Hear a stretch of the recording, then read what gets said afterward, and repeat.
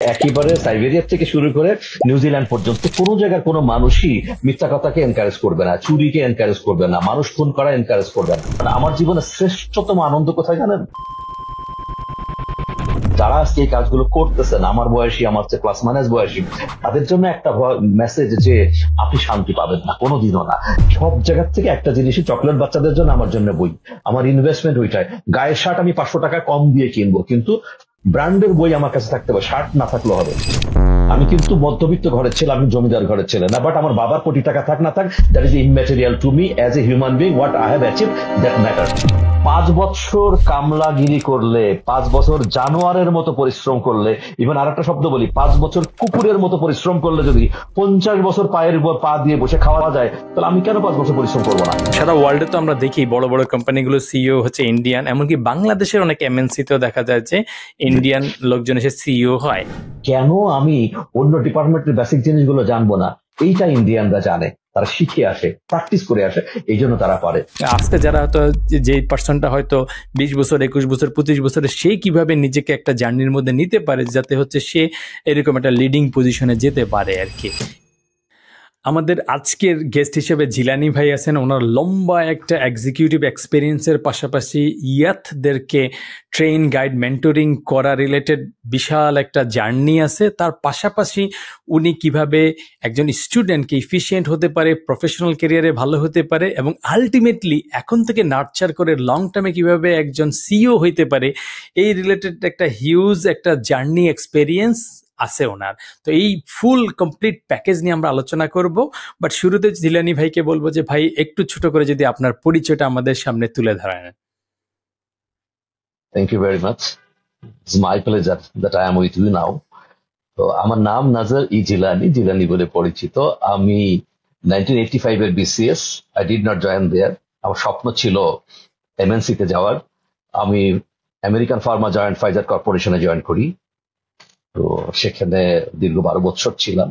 পরবর্তীতে আমি চেঞ্জ করে ফেলি, যখন পরবর্তীতে আলোচনায় আমি বলবো ড্রাগ পলিসির পরে there came a vast change in pharmaceutical industry in Bangladesh. আমার কাছে মনে হয়নি যে এটা আমার জন্য সুইটেবল। আমি চেঞ্জ করে চলে যাই তখন অটোমোবাইল ইন্ডাস্ট্রি। ভলভো আইশারের কমার্শিয়াল ভেহিকেল নিয়ে কাজটা, রানার মোটরস, ওদের ডিরেক্টর মার্কেটিং হিসেবে ছিলাম আমি। Finally I was the executive director of Akij food and beverage. এটা হচ্ছে আমার প্রফেশনাল জার্নি। আর একটা স্বপ্ন অনেক কাল ধরে ছিল, প্রায় 26-27 বছর ধরে ছিল, যে মানুষকে কি করে শার্প করা যায়। কারণ আই গট শার্পেন, আমার নিজেকে দেখে মনে হয়েছে, সে কারণে একটা প্ল্যাটফর্ম।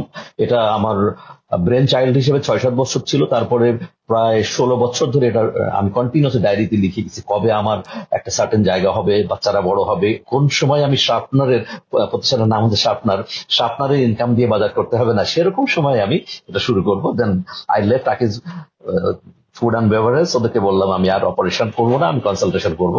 এখন ওদের কনসালটেশন করি আমি অনেকগুলো কোম্পানি, বাট মূলত contribute for the society, young জেনারেশনের জন্য কাজ করে যাচ্ছি। ছোট করে যদি একটা প্রশ্ন করি যে এখন তো বিসিএস হচ্ছে চরম একটা ক্রেজ হিসেবে চলে ইয়ার জেনারেশনের মধ্যে, সেই 85 সালের দিকে কি আপনার কি অত বেশি ক্রেজ ছিল নাকি, মানে আপনি কেন জয়েন করলেন না? হয়তো আপনার এমএনসির টার্গেট ছিল, কিন্তু ক্রেজটা কি এই লেভেলে ছিল না? তখন কিরকম ছিল? আমাদের হয়তো তখন দেখার সুযোগ ছিল না, সো কি এরকমই ছিল না, আর একটু কম ছিল? Thank you. আমি দুটো উত্তর আছে এখানে। প্রথম উত্তর হচ্ছে যে এমএনসির স্বপ্ন ছিল আমার, আর তখন সরকারি, আমার যখন বিসিএস করি তখন স্কেল ছিল 2850 টাকার স্কেল। গড়াসা কত হবে, বাট এতে 3-4 গুণ স্যালারি ছিল তখন ফাইজার কর্পোরেশনে এবং অল দ্য মাল্টিন্যাশনালস। ফাইজার ওয়াজ, আমার বস সিনিয়ররা বলতেন যে তারা বর্ণশ্রেষ্ঠ ব্রাহ্মণ, এবং আমি দেখেছি আসলে বর্ণশ্রেষ্ঠ ব্রাহ্মণই ছিল ফাইজার। এক নাম্বার 2, আমি কাউকে হার্ট করতে বলবো না, বাট আমি বলতে ফিল করি, প্রাউড ফিল করি, প্রচুর গভর্নমেন্ট অফিসিয়াল আছেন যারা নাকি প্রচন্ড ভাবে অনেস্ট। বাট আমি এমন এক কালচারে বড় হয়েছি, সেটা আর একটা বিশাল ইতিহাস আছে। আমার বাবার কাছে গেছিলাম যে আমি চাকরি পেয়েছি, তো শোনার পরে বললেন যে, মানে উনি একজন সেন্ট বা সুফি লাইক জীবনযাপন করে গেছেন। শুধু বললেন যে দেখো, সারা জীবন আমি তোমাকে চেষ্টা করেছি হালাল রুজি খাওয়ানোর জন্য, উপর আল্লাহ জানেন ওটা হালাল কিনা, বাট যদি তুমি চুরি না করে, ঘুষ না খেয়ে যদি পারো, তাহলে যাও, জয়েন করো। এই বলে উনি সূরা জুমাতে একটা আয়াত সরাসরি বলে ফেললেন যে তুমি জানো সূরা জুমার মধ্যে আছে ফাইজা কুদিয়াতুস সালাত ফান্তারিশু ফিল আরজ, নামাজের সঙ্গে সঙ্গে জমিনে ছড়াই পড়া হালাল রুজি উপার্জনের জন্য। নামাজের মতো ফরজ হচ্ছে হালাল রুজি উপার্জন। তখন আমার কাছে মনে হয়েছিল যে আমি তো সৎ পথে থাকবো, সেই পিরিয়ডটাও যে একেবারে সবাই ফেয়ার ছিল তা না। মনে হতো যে কেউ না কেউ হয়তো আমাকে ইনফ্লুয়েন্স করতে পারে, প্রেশার দিতে পারে, আমার কেরিয়ার ডিস্টার্ব হতে পারে, রিটার্ডেড হতে পারে, আমিও ওএসডি হতে পারি। কি দরকার বাবা, তার চেয়ে এমএনসিতে চলে গেলাম। জেনারেল ভাবে হচ্ছে আপনার হালাল রুজি রিলেটেড আপনার বেশ কিছু আমরা ভিডিওস দেখি বা বিভিন্ন সময় আপনার আলোচনাও দেখি আর কি। সো হালাল রুজিটা ধরেন একটা তো হচ্ছে যে আমি রিলিজিয়াস অ্যাঙ্গেল থেকে চিন্তা করতে পারি, সেটাতে তো কোনো কম্প্রোমাইজ নাই যে আপনার হালাল করতে হবে, হারাম করবেন না, that's clear border. But as a person হিসেবে ধরেন আমি সেমি রিলিজিয়াস, মানে থাকে না সবাই তো খুব সিরিয়াস রিলিজিয়াস হয় না, তো তারা কেন হালাল রুজির ব্যাপারে কিউরিয়াস হবে আর কি? যারা রিলিজিয়াস তারা তো ডেফিনেটলি করবে, সেটা কোনো কোশ্চেন নাই, সেটা আমরা বুঝি।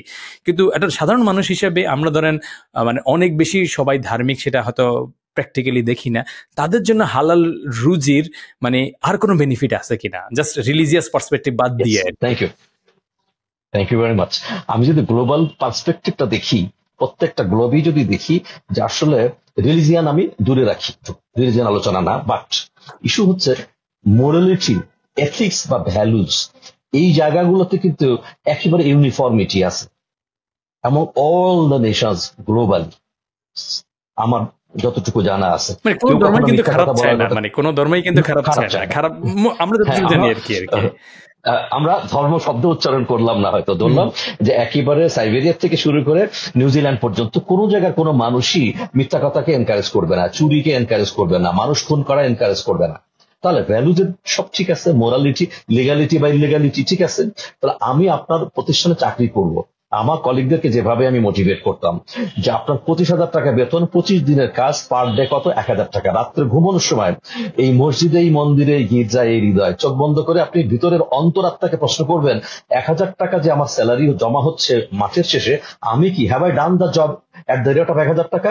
যদি অন্তর থেকে বলে ইয়েস, আরামের ঘুম হবে, কোনো ঘুমের ওষুধ লাগবে না। যদি মন বলে যে না, তাহলে সপ্তাহের মধ্যে না হোক মাসের মধ্যে কম্পেনসেট করে ফেলেন, 1200 টাকা বা 1400 টাকার কাজ করবেন, সো দ্যাট আপনার মনের কাছে ক্লিয়ার। কারণ এ টাকা দিয়ে বাজার করে আপনার বউ বাচ্চা, বাবা মা, ভাই বোনকে খাওয়াচ্ছেন, নিজে খাচ্ছেন। তাহলে লিগালিটি আর ইলিগালিটি বলি, রিলিজিয়ান বাদ দিই, তাহলে আমি যদি আপনার কাছে 1,000 টাকা নিয়ে 800 টাকার কাজ করি, এটা আমার জন্য লিগাল হলো না, ইলিগাল হলো। অথবা যদি আমি হচ্ছে 50 টাকার কাজ করে 5 লাখ টাকা নিলাম আর কি, রাইট? তো সেইটার ভিতরে আপনি কিন্তু স্যাটিসফ্যাকশনটা বা কমফোর্ট লেভেলটা পাবেন না। এবং লং টার্মে আমরা কিছু কিছু মানুষজনকে দেখি হয়তো এক্সপোজড হয়, বিভিন্ন কারণে এক্সপোজড হয়ে যায়, একদম মানে একদম অপমানের শিকার হয়ে দেশ থেকে বিতাড়িত হচ্ছে, এটা কিছু দেখি। কিন্তু আরো যে হাজার হাজার বিতাড়িত হচ্ছে না, তাদের ভিতরে yes, money gives you some kind of luxury, maybe outside happiness, but internally সেটা কি আসলে হেল্পফুল করে? আপনারা ধরেন অনেক জীবন অনেক বেশি দেখছেন আমাদের চাইতে আর কি, রাইট? বা অনেক কিছু জানার সুবিধা হয়েছে। সো মানে মানির একটা বেসিক নিড তো ডেফিনেটলি আছে, এটা তো আমরা ইগনোর করতে পারবো না। কিন্তু আননেসেসারি মানি বা এইরকম মানে জোচ্চুরি করা মানিটা কি আসলে হেল্প করে কিনা? আপনারা তো অনেক দেখছেন, আপনাদের কি মনে হয়? বা ইয়াং জেনারেশনের জন্য আপনার এই রিলেটেড সাজেশন কি হবে আর কি? Never never. আমি যে কণ্ঠস্বরে কথা বলছি, আমি কিন্তু 62 ক্রস করেছি আমার বয়স। আমি যদি রং টং করতাম তাহলে হয়তো খুব একটা বোঝা যেত না। আমি ফিজিক্যালি আমি যোগা করি, বা আমি জাস্ট একটা 5 টাইমস প্রেয়ারের মধ্যে থাকি। আমি খুব ফ্যানাটিক মুসলিম না, আমার অন্য কিছু চ্যাপ্টার আছে। ইস্যু হচ্ছে আমি যে আজকে এত বোল্ডলি কথা বলতে পারি, এত নির্ভয়ে চলি, যে কোনো চিপার মধ্যে দিলে, চিপা শব্দটা কেমন লাগে, আমি ঘুমাই যেতে পারবো, আমার ঘুমের ওষুধ লাগবে না। বাট আই নো সাম অনেক অনেক বড় বড় লোক যারা ধনী মানুষ, ডিরেক্টর, সিইও, তাদের প্রচুর ঘুমের ওষুধ দিলেও ঘুম আসে না। কারণ কি, বিবেকের কাছে যখন আমি অপরাধী তখন কি হবে? বাট আমার জীবনে শ্রেষ্ঠতম আনন্দ কোথায় জানেন? সারা জীবন কামলাগিরি করে যতটুকু করেছি, আমার অনেক বড় কোনো লোভ ছিল না, ওটুকুতে আমি সন্তুষ্ট। আল্লাহ আমাকে একটা জান্নাতের মতো, পৃথিবীর জান্নাতের মতো সংসার দিয়েছে, 2টো বাচ্চা দিছে। I am happy with everything. আমি আমার চাইতে বেশি পেয়ে গেছি আমি। এই যে মনের তৃপ্তি, এইটা বিলিয়ন কেন ট্রিলিয়ন ডলার দিয়ে হবে না। যারা আজকে এই কাজগুলো করতেছেন, আমার বয়সী, আমার চেয়ে প্লাস মাইনাস বয়সী, তাদের জন্য একটা মেসেজ যে আপনি শান্তি পাবেন না কোনোদিনও না। মৃত্যুর আগে 1 মিনিটের জন্য যদি কোনো যন্ত্রণা হয়, সেই 1 minute is equal to 1 billion years. এত তীব্র হবে এটা। ইয়াংদের কথা বলবো যে ভাই, কখনো নিজের চারপাশে প্রলোভনের এত বড় উঁচু ওয়াল করবেন না যে ওয়ালটা টপকাতে না পেরে হাহুতাশ করবেন। ধীরে ধীরে ধীরে ধীরে, আমি সামনে আলোচনা বলবো, এদের প্ল্যানিং থাকতে হবে 2টা। Plan A and plan B থাকতে হয়। নিশ্চয়ই আমি আলোচনা করবো। আই বিলিভ যে আমি আপনাকে উত্তর দিতে পেরেছি। হ্যাঁ, আমি এই রিলেটেড অন্য রকমের, হ্যাঁ না ছোট, হ্যাঁ ইয়েস, ছোট একটু যদি জিজ্ঞেস করে বলে ফেলি, যেটা হচ্ছে কিন্তু জিনিসটা কিন্তু বলা হচ্ছে হালাল রুজি রিলেটেড, রাইট? তো আপনি যদি হালাল ভাবে হচ্ছে আপনি কোটিপতি হন, নোবডি হ্যাজ এনি প্রবলেম। এবং এটা কি অনেক মানুষ আছে, এখনো আছে, আগেও ছিল, যে সঠিক উপায়ে সার্ভিস দিয়ে, কোয়ালিটি দিয়ে, স্যাটিসফ্যাকশন দিয়ে অনেক অনেক তারা উপার্জন করছে, কন্ট্রিবিউশন করছে, হ্যাপিলি আছে। সো মেইন বিষয়টা হচ্ছে যে নিজের কাছে অনেস্ট থাকা, সারাউন্ডিং এ অনেস্ট থাকা, এটাকে সার্ভ করা, সেটা দিয়ে সে প্রচুর কামাই করুক, no problem, internally or externally আর কি। সমস্যাটা হচ্ছে ইলিগ্যাল ওয়েতে, বাজে ওয়েতে করাটাতে হচ্ছে সমস্যা, সেটা কম হোক বেশি হোক। তো আমরা ব্যাক টু দ্য কোর পয়েন্টে চলে আসি, সেটা হচ্ছে আমি যখন একটা স্টুডেন্ট থাকি, কলেজ থেকে যখন ভার্সিটিতে যেতে চাই, তখন আমার ক্ষেত্রে হচ্ছে আসলে মানে ডিফারেন্ট একটা দুনিয়া চলে আসে। কলেজ পর্যন্ত আমরা একটা মোহর মধ্যে থাকি, স্কুল দিয়ে পাস করতে হবে, একটা ভার্সিটি ঢুকতে হবে। সো প্রথম একটা ধাক্কা পেয়ে যায় যে আমরা ইচ্ছা মতো ইউনিভার্সিটিতে পাই না, ইচ্ছা মতো সাবজেক্টে পাই না, এবং এটা নিয়ে আমাদের মনে হয় যে জীবন যৌবন ফিউচার সব শেষ, রাইট? আমি অমুকটা জায়গায় ঢুকতে পারি নাই, অথবা অমুক সাবজেক্টে পাই নাই, বা আমি অমুক শহরের মধ্যে, বিশেষ করে ঢাকা শহরের কোনো ভার্সিটিতে চান্স পাই নাই। তো আমরা মনে করি যে শেষ। সো আপনারা তো জীবনটা অনেক বেশি সময় দেখছেন, 60 বছর দেখছেন বা যতটুকু দেখছেন। সো মানে এইটা লং টার্মে, শর্ট টার্মে তো ডেফিনেটলি ম্যাটার করে, আমাদের মধ্যে তো ডেফিনেটলি ম্যাটার করে, কিন্তু লং টার্মে গিয়ে ইম্প্যাক্টটা কতটুকু থাকে? ধরেন আপনাদের যারা 60 বছর বয়সের কাছাকাছি আপনার ফ্রেন্ড সার্কেল আছেন, তাদের ভিতরে আপনি যাদেরকে দেখছেন, তাদের ভিতরে আসলে ওই জায়গার লং লাস্টিং ইম্প্যাক্টটা কতটুকু আপনি দেখেন? আমার কাছে মনে হয় ইট ডাজ নট ম্যাটার। কারণ আমি যে স্কুল থেকে ম্যাট্রিক পাস করে আসছি, সেই স্কুলটা গ্রামের স্কুল, আমার বাবার করা স্কুল। আমার বাবা কলকাতায় ছিলেন ব্রিটিশ আর্মিতে, হিরোশিমা নাগাসাকি সিঙ্গাপুর ফল করার পরে কলকাতা ছুটি চাইলেন, ব্রিটিশ গভর্নমেন্ট ছুটি দেয়নি, উনি চাকরি ছেড়ে দিয়ে চলে আসলেন। তখন থেকে আমরা কিছুকাল গ্রামে ছিলাম। তো এই গ্রামে উনি একটা হাই স্কুল করেন, মাদ্রাসা করেন। তো হাই স্কুলের ক্লাস 6-এ সরাসরি আমাকে ভর্তি করেন, আমি 1 2 3 4 5 পড়ি নাই। তো এই যে আমার শুরু, প্রাইমারির ব্রিডিংটা ছিল না। কিভাবে প্রাইমারির তো একটা লেসন আছে, সেই লেসন থেকে আমি বঞ্চিত। সামাজিক ভাবে যে ইন্টারাকশন তাও অনেক কম, আমার বাবা অনেকের সঙ্গে মিশতে দিতেন না, তার তালুর উপরে আমি মানুষ হয়েছি। তার মানে এটা দরকার ছিল, কারণ ওই কি বলে এটাকে,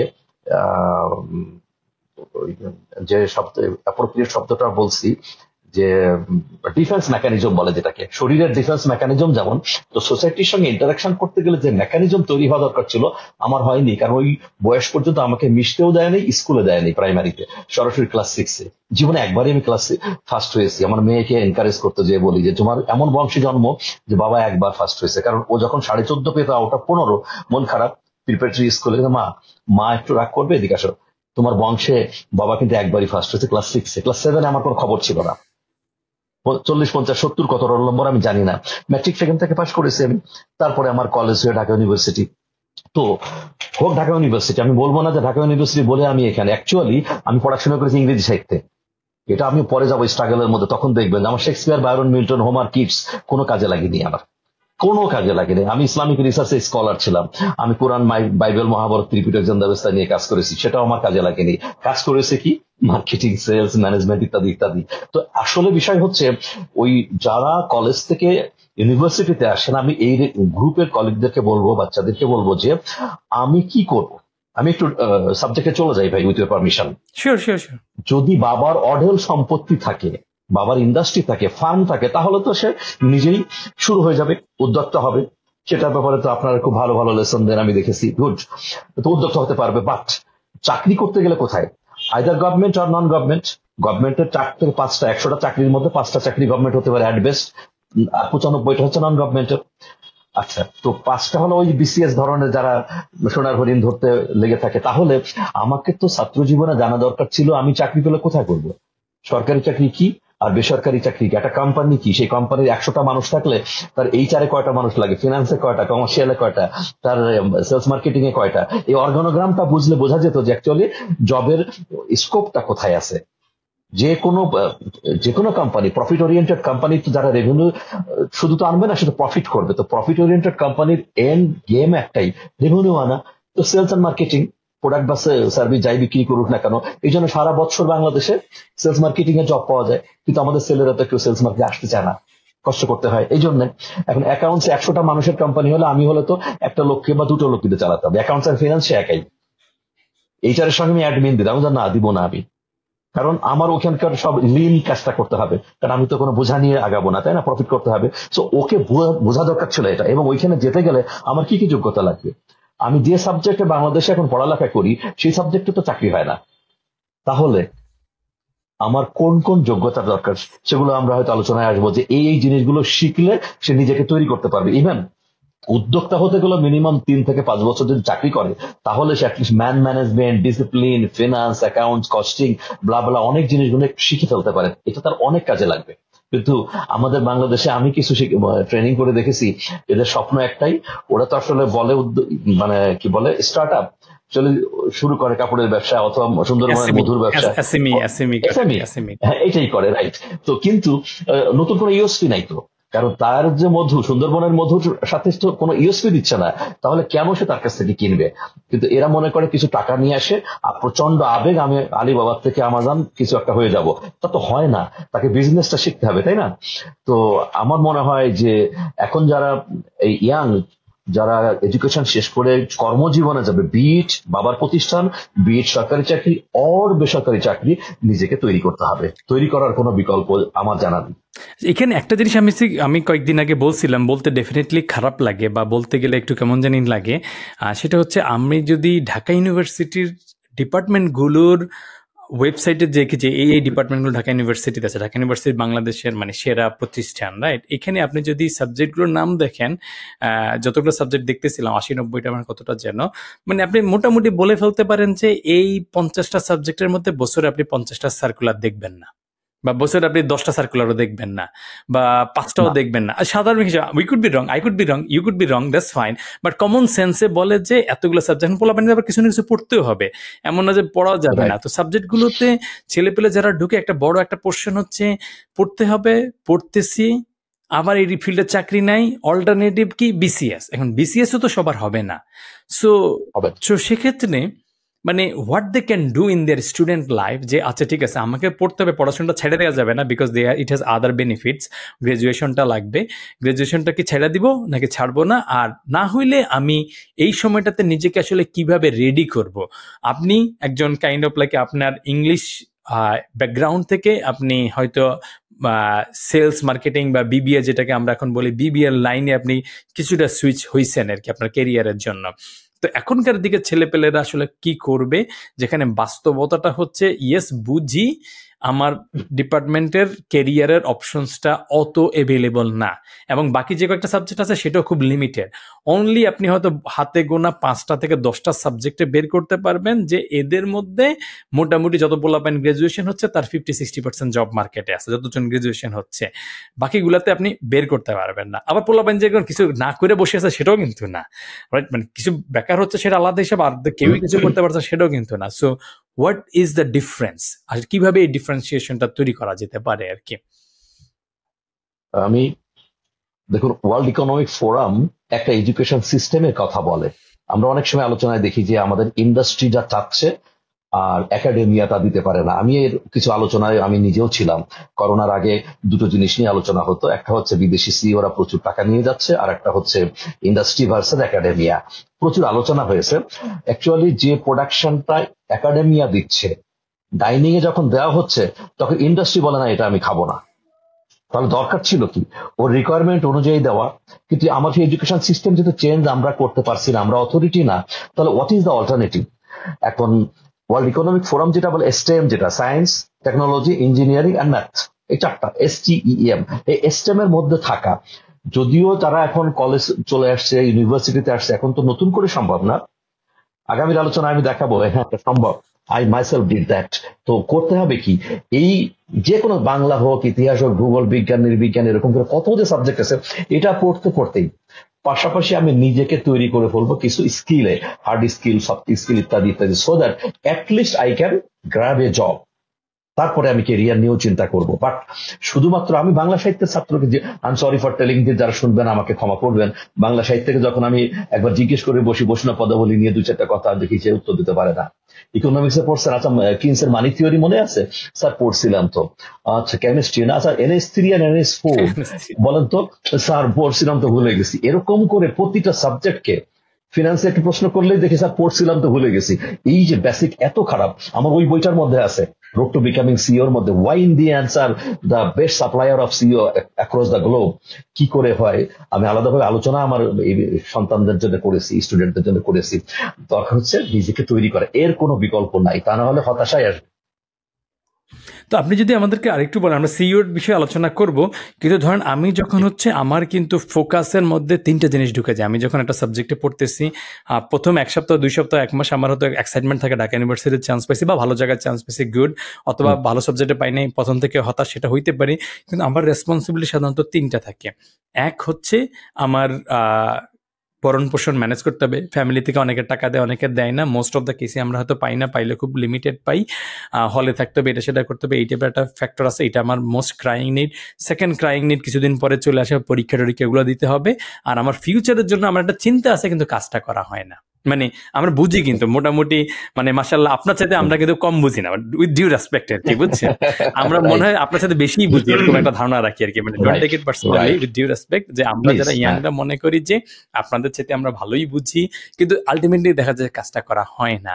সো যেই জিনিসটা আমার এই মুহূর্তে আর্জেন্সি আছে সেটা আমি করতেছি, যেটা কাছাকাছি আছে সেটা করতেছি, কিন্তু ফিউচারের জন্য আমি জানি না কি করব, অথবা আমার আইডিয়া আছে কি ট্রাই করবো, কিন্তু আলটিমেটলি কাজ হয় না। তো এটা কি আমার টাইম ম্যানেজমেন্টের সমস্যা? এটা কি আমার ফোকাসের সমস্যা? মানে what is the problem?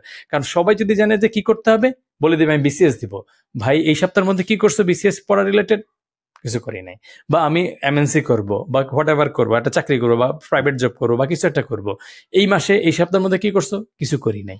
So এটা কি, এটা টাইম ম্যানেজমেন্টের প্রবলেম, ফোকাস ম্যানেজমেন্টের প্রবলেম? এটা সমাধানটা কি আর কি? ওর আসলে রিয়ালাইজেশনের প্রবলেম হচ্ছে সবার আগে। আমরা যা কিছু বলি এগুলো মুখ দিয়ে বলি, অন্তর দিয়ে বলি না। আমি ডিসিশন শব্দটার একটা ব্যাখ্যা বলি, আমি বেশ কিছু শব্দের ব্যাখ্যা বলে দিই। লয়্যালটির একটা ব্যাখ্যা বলি।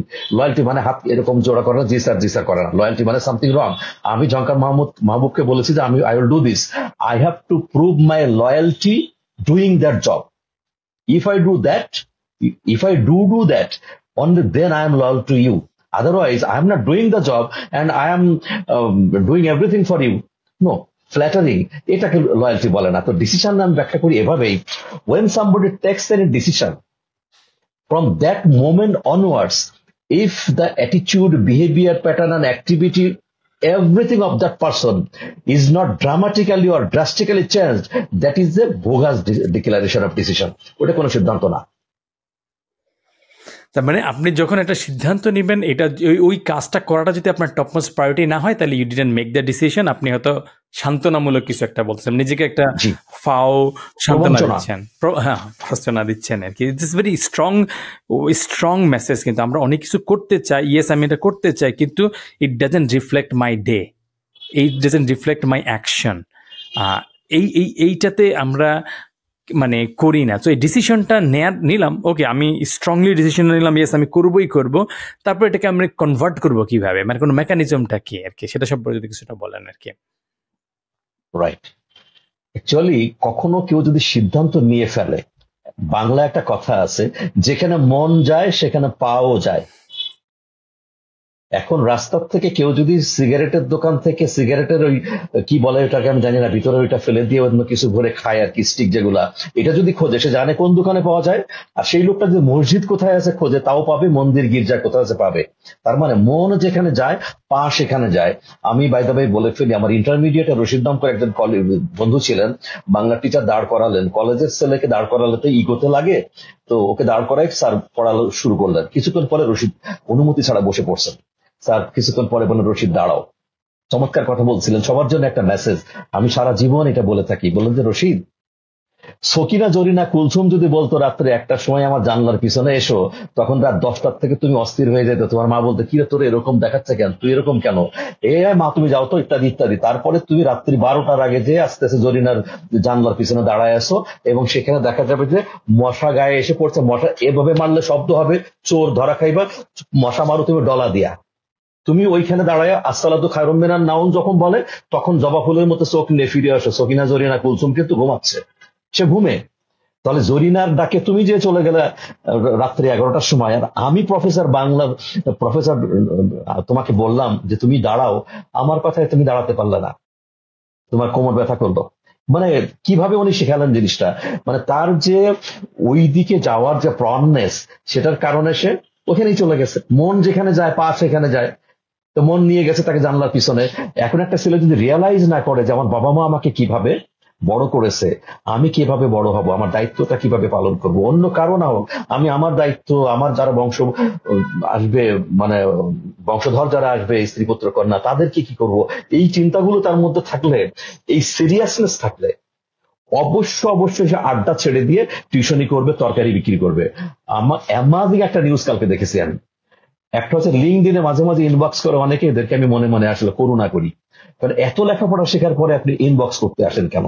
কিন্তু কালকে দেখলাম এক ভদ্রলোক তরকারি বিক্রি করতো অনেক দিন ধরে, তো লাস্টে একজন অফিস করে তরকারি কিনে নিয়ে যাওয়ার সময় বললো, স্যার আমি তো আর তরকারি আর কালকের থেকে বিক্রি করবো না, আমাকে আর পাবেন না।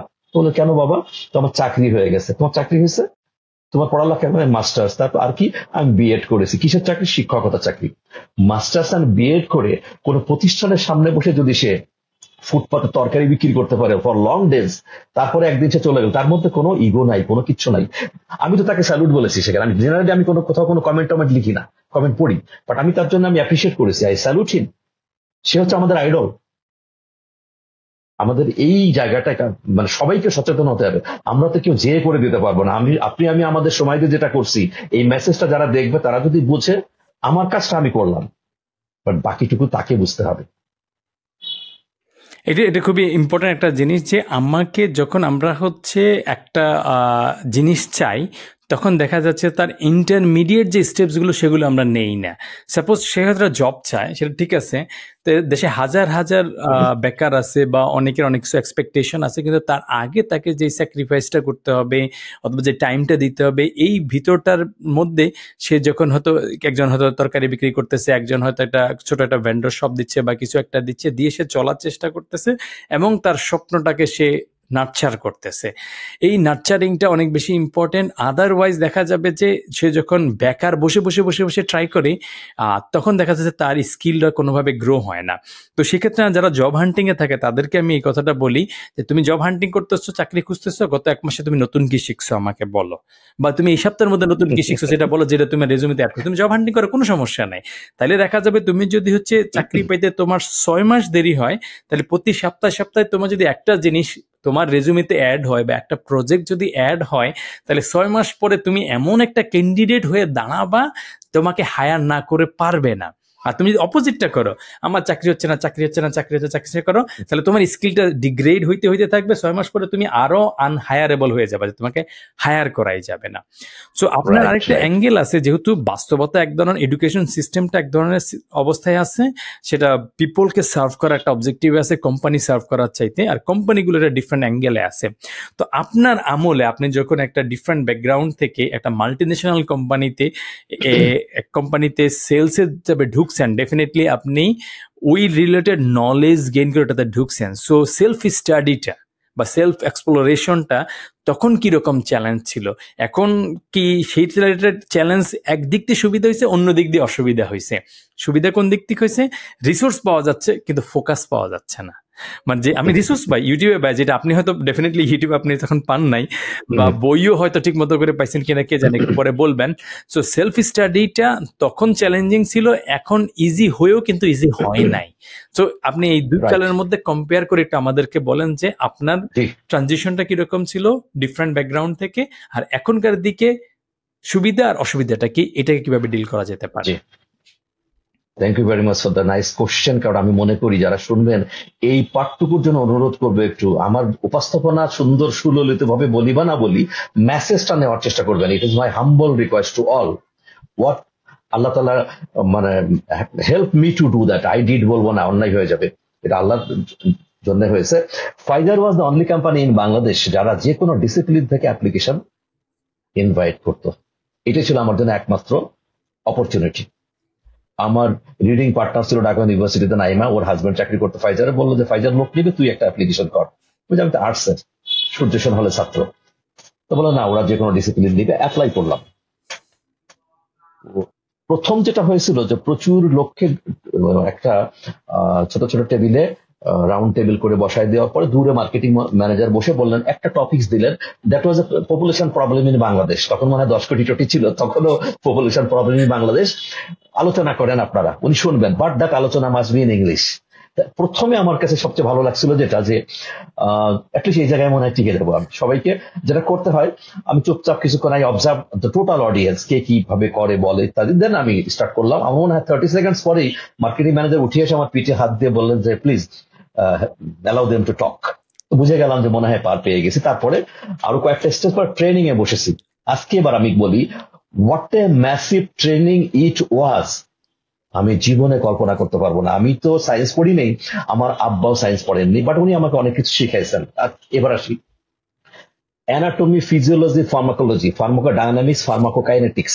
ফাইজারে 2 মাসের ট্রেনিং, প্রতিদিন ট্রেনিং, পরীক্ষা পরদিন ছাটাই। আমি সত্যি বলতে just I am getting emotional. কি করেছি সে সময় আমি, জিদ কাকে বলে অন্তপক্ষে এই জিলানির কাছ থেকে একটু দেখে নেবেন। আমি কয়েকটা জিনিস শিখি, তার একটা হচ্ছে এটা।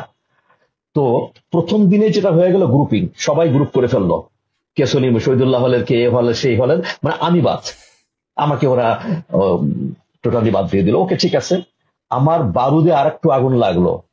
আমি একটু তার্কিক বিতর্ক করতাম বা বিভিন্ন গ্রুপ স্টাডি, আড্ডাবাজি সবকিছুর মধ্যমণি ছিলাম আমি, সেই আমি আজকে অপান্তেও হয়ে গেলাম। হ্যাঁ, তো ঠিক আছে, এটা আমার জন্য খুব উপকার হয়েছে। মানে অপান্তেয় শব্দটা কারো কারো কাছে একটু কঠিন লাগতে পারে, এটা হচ্ছে গ্রুপ থেকে ব্লক করে দিছে আর কি। আমাকে নেয় নাই, পাত্তা দেয়নি আমাকে, আপনাকে ব্লক করে দিছে আর কি, এখনকার দিনে ব্লক করে দিছে, ব্লক করে দিছে, রাইট ব্লক করে দিছে। এবার কি হলো, সেখান থেকে সেল, একটা সেলের মানে যারা সায়েন্সে তারাই ভালো জানে, সেল ওয়াল থেকে শুরু করে একেবারে ক্রোমোজোম পর্যন্ত, ডিএনএ আরএনএ এর ভিতরে ডাবল হেলিক্সের everything, cell, tissue, organ system, পুরো সিস্টেম গুলো জানা। তারপরে চলে আসছে প্রোডাক্ট পড়ানো। একটা প্রোডাক্ট খাওয়ার পরে ডিসলিউশন, ডিসইন্টিগ্রেশন, ডিস্ট্রিবিউশন, অ্যাবজর্পশন হবে কিভাবে, মোড অফ অ্যাকশন কি, ইন্টারঅ্যাকশন কি, সাইড ইফেক্ট কি, ব্লা ব্লা দুনিয়া এক্সক্রিশন শেখানো হলো। এইবার আসলো কম্পিটিশন। ওর এই এক্স কলমটা, এই কলমটা বা এই ট্যাবলেটটাই ক্যাপসুলটার কম্পিটিশন বাংলাদেশে কারা কারা আছে, তাদের এক্সটেন্ট আর উইকনেস কি, এইভাবে করানো হতো। এবং ফাইনালি সেলস মার্কেটিংও। আমি যে তখন আমি গুলশান ইসলামিক রিসার্চ সেন্টার সোসাইটিতে, ওইখানে রিসার্চে আমি 3 দিন বা 4 দিন থাকতাম, আর 3 বা 4 দিন সূর্য সেন হলে থাকতাম। আমি টোটালি চলে গেলাম ওইদিকে, বনবাসে গেলাম। আমি বনবাসে যে সন্ধ্যায়, আই রিপিট, সন্ধ্যায় আমি বই নিয়ে বসছি, সকালের সূর্য ওঠা দেখেছি 2 মাস 60 দিনে, কোনোদিন সূর্য ওঠা বন্ধ ছিল না। আমার জানলা দিয়ে সূর্য ওঠা দেখেছি আমি।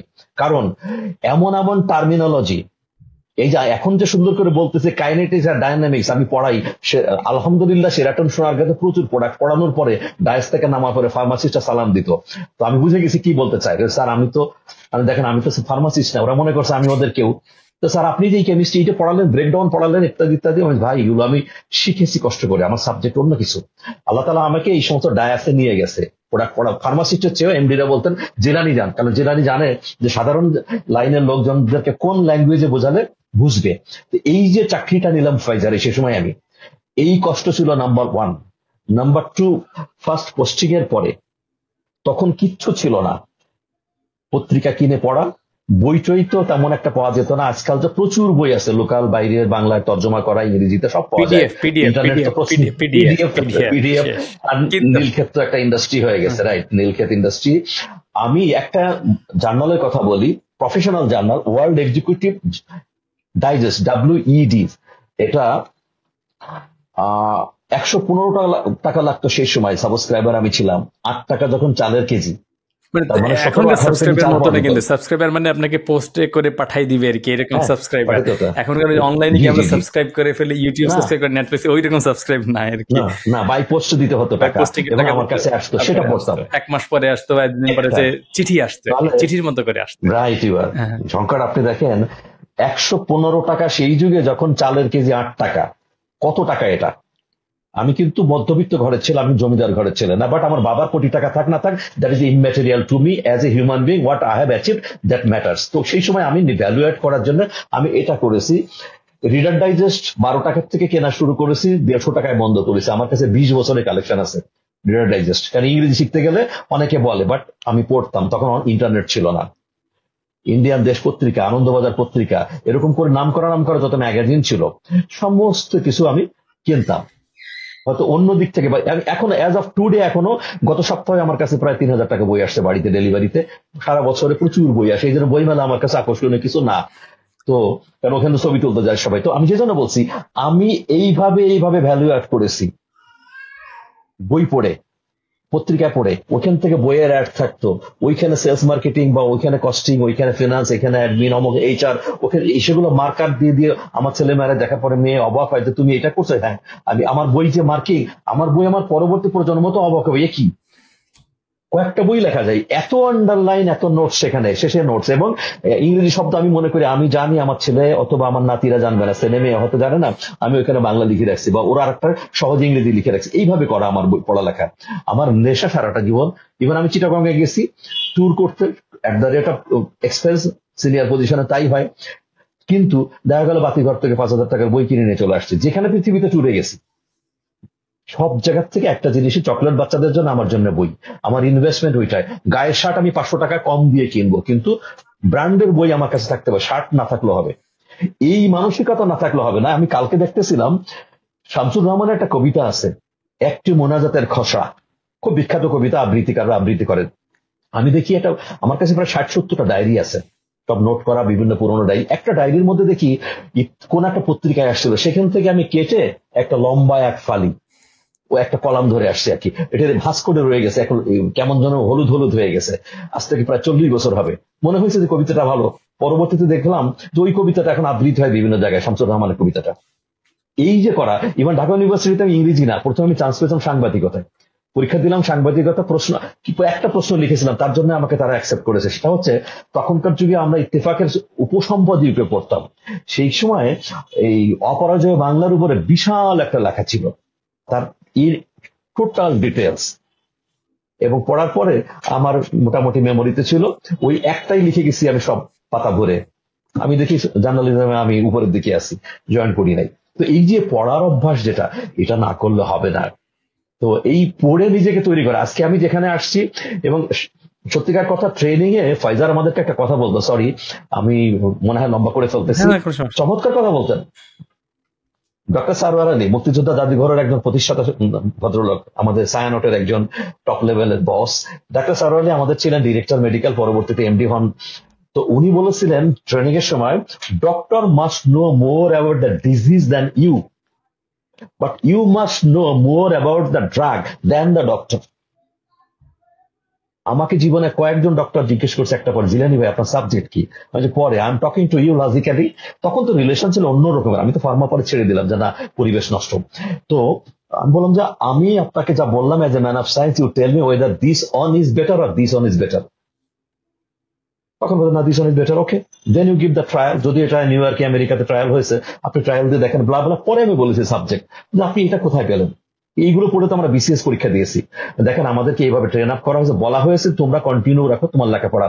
আমার ছেলে মেয়েরা এমবিবিএস পড়লে, এফসিপিএস পড়লো, কোনো বই কেনা লাগতো না, সমস্ত বই আমার ঘরে আছে। এবং অনেক ডাক্তার বন্ধু এখন যারা তুইটুকারি সম্পর্ক, ওরা আমার বইয়ের রবিনসের প্যাথোলজির আন্ডারলাইন দেখে বা অন্যান্য লাভবেলির আন্ডারলাইন দেখে বলে, তুই করছিস কি এটা? এইভাবে পড়েছে রাত জেগে জেগে। কি জন্য? আমি যে ট্রেডে যাব, সেই ট্রেডে I want to be number one. That's the determination, that's the decision and determination.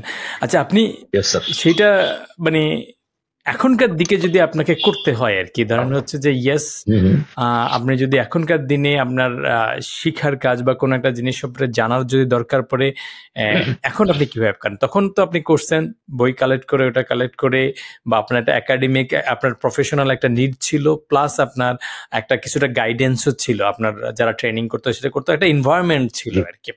এখন যদি আপনাকে নিজে নিজে করতে হয়, যে yes you are not getting any guidance পাইলে তো আলাদা হিসাব, যে আমি কোনো একটা জায়গা থেকে গাইডেন্স পাচ্ছি, কোনো একটা XYZ পার্সন অথবা অর্গানাইজেশন থেকে যদি না করে আমি নিজে নিজে করতে চাই, তাহলে এখনকার দিনের সম্পর্কে যদি আপনি কিছুটা বলেন আর কি। Right, you are. বলার আগে শুধু একটা শব্দ বলে নিব, আমার সবার আগে হচ্ছে আমার ইন্টিগ্রিটি, আমার আত্মসম্মান বোধ। শব্দটা ইজ ভেরি টাফ। আত্মসম্মান বোধ আগে থাকবে, তারপরে আসবো আমি। এখন আমার হার্ড কপি অ্যান্ড সফট, ইন্টারনেটের সাগর মহাসাগর ইজ দেয়ার। শুধু ওইখান থেকে আমি কোনটা নিব, গুড আর ইভিল, এইটা হচ্ছে ব্যাপার, আমাকে পিক করে নিতে হবে। ওখানে জান্নাতও আছে, ওখানে জাহান্নামও আছে, এটা তো। এই দুটো নেওয়ার আগে হচ্ছে আমার যদি ইন্টিগ্রিটি, আমার আত্মসম্মান বোধ, আমার ব্যক্তিত্ব। দেখেন একটা হাদিসে আছে, ইয়াদুল উলিয়া খায়রুম মিন ইয়াদুস সুফলা, উপরের হাত নিচের হাত থেকে উত্তম। ইসলাম কি চমৎকার একটা কথা বলছে, নিচের হাত যেহেতু গ্রহিতা, এই জন্য একে কিছু বলে নাই, ছোট করে নাই। উপরের হাতের কথা বলছে, নিচের হাতের তো উত্তম, যে দেয় সে উত্তম, যে নেয় তাহলে নিশ্চয়ই উত্তম না, অপোজিট সামথিং টু উত্তম। এইবার আমি বাপের কাছ থেকেই নেই, আর তার কাছ থেকে আমি হাত পেতে নিচ্ছি। ওয়েস্টার্ন ওয়ার্ল্ডে যখন 17 বছর পরে বাবা বলে দেয় যে হিজ ইজ হুজ হুজ, তোমার বাড়ি ভাড়া তুমি দাও, তোমার লাঞ্চের টাকা তুমি দাও, তাই না? আমাদের দেশে তো এখনো আমার 30 বছর 32 বছর পর্যন্ত বাবা মারা জমি বেচে হাতের বালা বিক্রি করে, গরু বিক্রি করে হলেও টাকা দেয়। এই জায়গায় দরকার সচেতন হওয়া, যা আমার ম্যাক্সিমাম গ্রুপ অফ পিপল কিন্তু মধ্যবিত্ত এবং নিম্ন মধ্যবিত্ত, আপার ক্লাস কিন্তু কম্পারেটিভলি কম। এই গ্রুপ অফ পিপলের সবচেয়ে বড় রিয়ালাইজেশন দরকার যে আমার বাবা আমার মা কত কষ্ট করে এই টাকাটা দিচ্ছে, আমি কবে আর্নিং এ যাব। এখন আমাদের ব্যাপার হয়ে গেছে কি, যে আমরা শার্ট পরলে আর মোজা পরলে, জুতো পায়ে দিলে আমরা সাহেব হয়ে যাই। এটা হচ্ছে অ্যাটিটিউডের প্রবলেম, এক। নাম্বার টু, আমার কিছু ভিডিওতে অথবা আমি লেখাতে লিখেছি যে আপনি কোলগেট অফ দ্য পেপসোডাইন দিয়ে আপনি দাঁত ব্রাশ করতে চান কেন? ফার্স্ট ইউ থিঙ্ক যে বাবার ঘরে আপনি এটা মফিজের পাউডার, নিমের দাঁত, অথবা ওই কি বলে আমাদের লোকাল কোন তিব্বত দিয়ে দাঁত ব্রাশ করেছেন কিনা, এবং যদি করে থাকেন that is the earning of your father, that was given by your parents, not by you. ওই তিব্বত বা পেপসোডেন্ট ওটাও কিন্তু দেওয়া ছিল বাবার, আমার নিজের না কিন্তু। Once I am in the job, আমাকে ফার্স্ট যেটা করতে হবে, আমাকে রিটার্ন করতে হবে লাইফ স্টাইল। আমার বাবার যে লাইফ স্টাইল আমাকে দিয়েছিলেন, সেইটাকে উপার্জন করে আমি সেইটাকে আগে মেনটেন করব। আমি তিব্বতে রাখবো, হ্যাঁ কোলগেট বা পেপসোডেন্ট রাখবো, সেন্সোডাইন রাখবো কখন? আমি যখন ভ্যালু অ্যাড করে আমাকে তৈরি করব। আমাকে তখন দুটা গাড়ি চাইলে কোম্পানি দুটা গাড়ি দিবে, কত লক্ষ টাকা আপনি চান সেটাই দিবে, তখন আমি করব। এখন কেন আমাকে পেপসোডেন্ট সেন্সোডাইন লাগবে, এখন কেন আমার রাজুকের প্লট লাগবে, এখন কেন আমার 4 হুইলার লাগবে, এখন কেন আমার আইপ্যাড লাগবে, আইফোন লাগবে? আমি তো এটা বুঝি না। এটা এখানে আপনি যদি একটা টেন্ডেন্সি আছে, সেটা সোশ্যাল মিডিয়া হোক বা যে কোনো কারণেই হোক, যে একটা জিনিস আপনি কখন অ্যাফোর্ড করতে পারবেন, এই থিঙ্কিংটা আমাদের অনেক ক্ষেত্রে থাকে না। আমাদের বেশি থাকে যে ওকে অমুকের একটা আইফোন হয়েছে, আমার একটা আইফোন লাগবে, বা অমুকের একটা গাড়ি হয়েছে, আমার একটা 4 হুইলার্স লাগবে, বা অমুকের একটা ট্যুর হয়েছে, যেটা একটা আমরা জিনিস মাঝে মধ্যে দেখি, সে একটা ঘুরতে গেছে, আমারও ঘুরতে যাইতে হবে। এটা আমার ফাইন্যান্সের বা আমার ফাইন্যান্সিয়াল স্টেবিলিটির চাইতে কম্প্যারিজনটা অনেক বেশি ইম্পর্টেন্ট হয়ে যাচ্ছে আর কি। সো আমি যদি ফাইন্যান্সিয়াল দিক থেকে চিন্তা করি যে কোন সময় আমি আমার বেসিক নিড, তো বেসিক নিড যে আপনি খাইতে হবে, ঘুমাইতে হবে, বেসিক জামা কাপড় যেটা লাগার বা মেডিসিনে যেটা লাগবে, that's a human basic need, সেটা আলাদা হিসাব। তার বাইরে অ্যাডিডেড যে জিনিসগুলো, সেই জিনিসগুলোর মানে আপনার মতে একজন উঠতি বয়সের ছেলেপেলেদের কিভাবে থিঙ্কিং করা উচিত যে how I know I can afford it in a sustainable way, other than getting something by loan, অথবা ধার করে বা লোন করে করার চাইতে, বা লোন করাটা অনেক ক্ষেত্রে জাস্টিফাইড হইতে পারে, that's has to be for other purpose আর কি। লোন একদম খারাপ, সেটা অন্যভাবে আলোচনা করা যেতে পারে, বাট সবকিছুর জন্য লোন ভালো সেটাও আবার বলা যাবে না। So how do you make those decision and early stage of our life আর কি। আসলে দেখুন না, আমাদের বর্তমান একটা বা দুটো প্রজন্মতে যে বড় প্রবলেম হয়ে গেছে, সেটা হচ্ছে ফ্যামিলি ভ্যালুজ বলে একটা কথা আমরা জানি, সেই ভ্যালুজ গুলো ধীরে ধীরে কেন যেন ডিকেইং স্টেজে চলে গেছে। আমার বাবা আমাকে একটা ছোট্ট ইংরেজি শিখাইছিলেন, ফার্স্ট ডিজার্ভ দেন ডিজায়ার, ফার্স্ট ডিজার্ভ দেন ডিজায়ার। আর একটা কথা বলেছিলেন, ইকোনমিক্সের কথা বলেছিলেন, ফার্স্ট ডিজায়ার, তারপর পরে ডিজার্ভ করলে করলাম, না করলে না, অপশনাল আর কি। আমি চাকরি জীবনে while working in Pfizer, even মাল্টিন্যাশনালদের মধ্যে আমরা একটা মজার জিনিস regarding payment of smaller bills, snacks ইত্যাদি ইত্যাদি, যে কোনো কলিগ নিজের কোম্পানি বা অন্য কোম্পানির, কখনো I never allowed any of my colleague to pull out the wallet. No, ফাইজারের কথা ছিল যে আমরা সবচেয়ে বেশি টাকা পয়সা দিই এবং তোমার এই প্র্যাকটিসটাও করতে হবে, যে এগুলো তুমি অন্যকে এন্টারটেইন করো, তার লাঞ্চ ডিনার তার অমক তোমাকে এগুলো করবা না, কিন্তু এটা করো। রিগার্ডিং স্পেন্ডিং একটা চমৎকার কথা আমার বাবার কাছেও শিখেছি। উনি বললেন ইকোনমিক্স এর কথা, to earn money is very easy but spending is very difficult. কোন কোন খাতে টাকাটা খরচ করব কি করব না, ইট ইজ ভেরি ডিফিকাল্ট। এক, আমার ফাইজারের কেন প্রসঙ্গ নিয়ে আসছি, যে ফাইজারে থাকা অবস্থা আমার একজন বন্ধু, সে আরেকটা ইউনিভার্সিটি থেকে মাস্টার্স করা, সে আমার বাসায় আসছিল। তখন আমার বাসায় সোফা ছিল না, ড্রয়িং রুমে একটা সিঙ্গেল খাট ছিল, কারণ দুইজনের ফ্যামিলি আমার, তখন বাচ্চাটা বোনা হয়েছে কেবল। আর আমার ডাইনিং টেবিলটা ড্রয়িং রুমে ছিল, ডাইনিং এর 4টা টেবিল ছিল, চেয়ার ছিল, বসতে হতো আইদার ওই খাটটার উপরে অথবা এই ডাইনিং এর টেবিল চেয়ারের উপরে। আমাকে বললো তোর বাসায় সোফা নেই, তোর বাসায় এসে তো মজা নেই। তো সে তো গেস্ট, তাকে কিছু বললাম না। পরে অফিসে একদিন বললাম যে লোক, একটা মজার কথা বলতেছে, কিছু মনে করো না। কি, আমার বাসায় সোফা নেই, তো যদি তোমার অসুবিধা লাগে তুমি আমার বাসায় যেও না, তুমি বলো আমি অফিসে বা রেস্টুরেন্টে বসে তোমার সাথে কাজ করো, তোমার আমার বাসায় তোমাকে আসতে হবে না। তোমার কথার কারণে আমি সোফা করব না, কারণ সোফা কখন করতে হবে সেটা টাইমই বলে দেবে আমাকে। তো ওই কথাও কিন্তু আমি উত্তেজিত হয়ে বা অথবা উত্তেজিত বলতে আর একটু জেদি হয়ে যে সোফা কিনে ফেলবো, নো, দরকার নেই। তখনও তো আমার কলিগদের বাসায় দেখেছি ভালো ক্রোকারিজ, ভালো ফার্নিচার, ভালো শার্ট প্যান্ট, ভালো জুতা, কিন্তু আমি তো তার সাথে 500 টাকা কম দামের জুতা কিনেছি, কিন্তু আমার ইনভেস্টমেন্ট অন্য জায়গায় ছিল। সেই ইনভেস্টমেন্ট এখন আমাকে প্রচুর দিচ্ছে, প্রচুর, বিয়ন্ড ইমাজিনেশন। আমার আজকে তৃপ্তি আছে মনের মধ্যে। সো ওই যাদের কথা বললেন তাদের দুটো জিনিস, একটা হচ্ছে আগে ভাবতে হবে যে আমার অরিজিনটা কি, আমি কোথা থেকে আসছি, ইতিহাসটা কি, এবং আমি এটা ডিজার্ভ করি কি না। কারণ আইফোন হাতে দিলে তার জুতার থেকে টাই পর্যন্ত মেলাতে হবে না, যেমন মেয়েদের অনেক কিছু ম্যাচিং করতে হয়, সঙ্গত কারণে, আমি কিন্তু অন্যভাবে বলছি না, করতে হয়, কালারের সঙ্গে লিপস্টিক মেলাতে হয়। আমি সরি অত বুঝি না, বাট এটুকু বুঝি। তো এখন ভালো একটা জুতা, ইতালির জুতা বহু টাকা দিয়ে কেনার পরে তো শার্ট প্যান্ট বেল্টটা দেখতে হয়, বেল্ট যদি ফাঙ্গাস পড়া থাকে আর জুতা থাকে ইতালির, তা কেমন লাগবে? তাহলে এটা কিন্তু মানানসই হতে হবে। তো আপনি যেটা বললেন লোন করে কিনবো, কিন্তু হ্যাঁ, লোন কিন্তু কিছু কিছু জায়গায় অবশ্যই দরকার আছে, ভায়াবল, বাট লোনেরও কতগুলো ডেফিনেশন আছে। তো আমি ওদেরকে বলবো যে শুধু একটু চিন্তা করা নিজের ব্যাপারে, যে what I am going to do ঠিক হচ্ছে কিনা। এটা ওরা কিভাবে বলছে না, বুঝবো? কারণ এটা একটু আগে সম্পর্কে বললেন না। আরেকটু বলেন, sorry for the interruption, sorry. So হ্যাঁ ধরুন আপনি তো একটা সময় একটা সোফা কিনছেন আর কি, সো হাউ অ্যান্ড হ্যাঁ when you knew that okay, মানে আপনি কেন বুঝছেন যে that is not the good time, don't get the influenced because I need to stick to my goal, এমন একটা সার্টেন স্টেজ পথে আপনার কি ছিল? এটা কি আপনার নেসেসিটি, ইউটিলিটি, নাকি আপনার ফাইন্যান্সিয়াল স্ট্রেংথ, ওকে, বা এই পরিমাণ রিজার্ভেশন, মানে what was your calculation that okay আচ্ছা I need to reach there, then আচ্ছা I will buy the sofa or buy something something? মানে একটা আপনার হয়তো ম্যাথমেটিক্যাল বা ক্যালকুলেশন ছিল যে yes you are earning some money, either your saving goal ছিল অথবা ইনভেস্টমেন্ট ছিল বই বা কিছু একটা ক্ষেত্রে।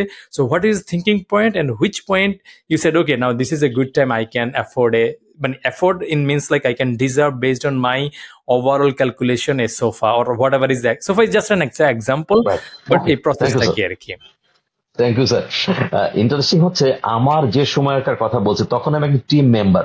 এমএনসি তে কিন্তু 5 ইয়ার্স এর আগে মিনিমাম প্রমোশন আশা করা যায় না, প্রচুর পয়সা দিবে কিন্তু প্রমোশন দিবে না।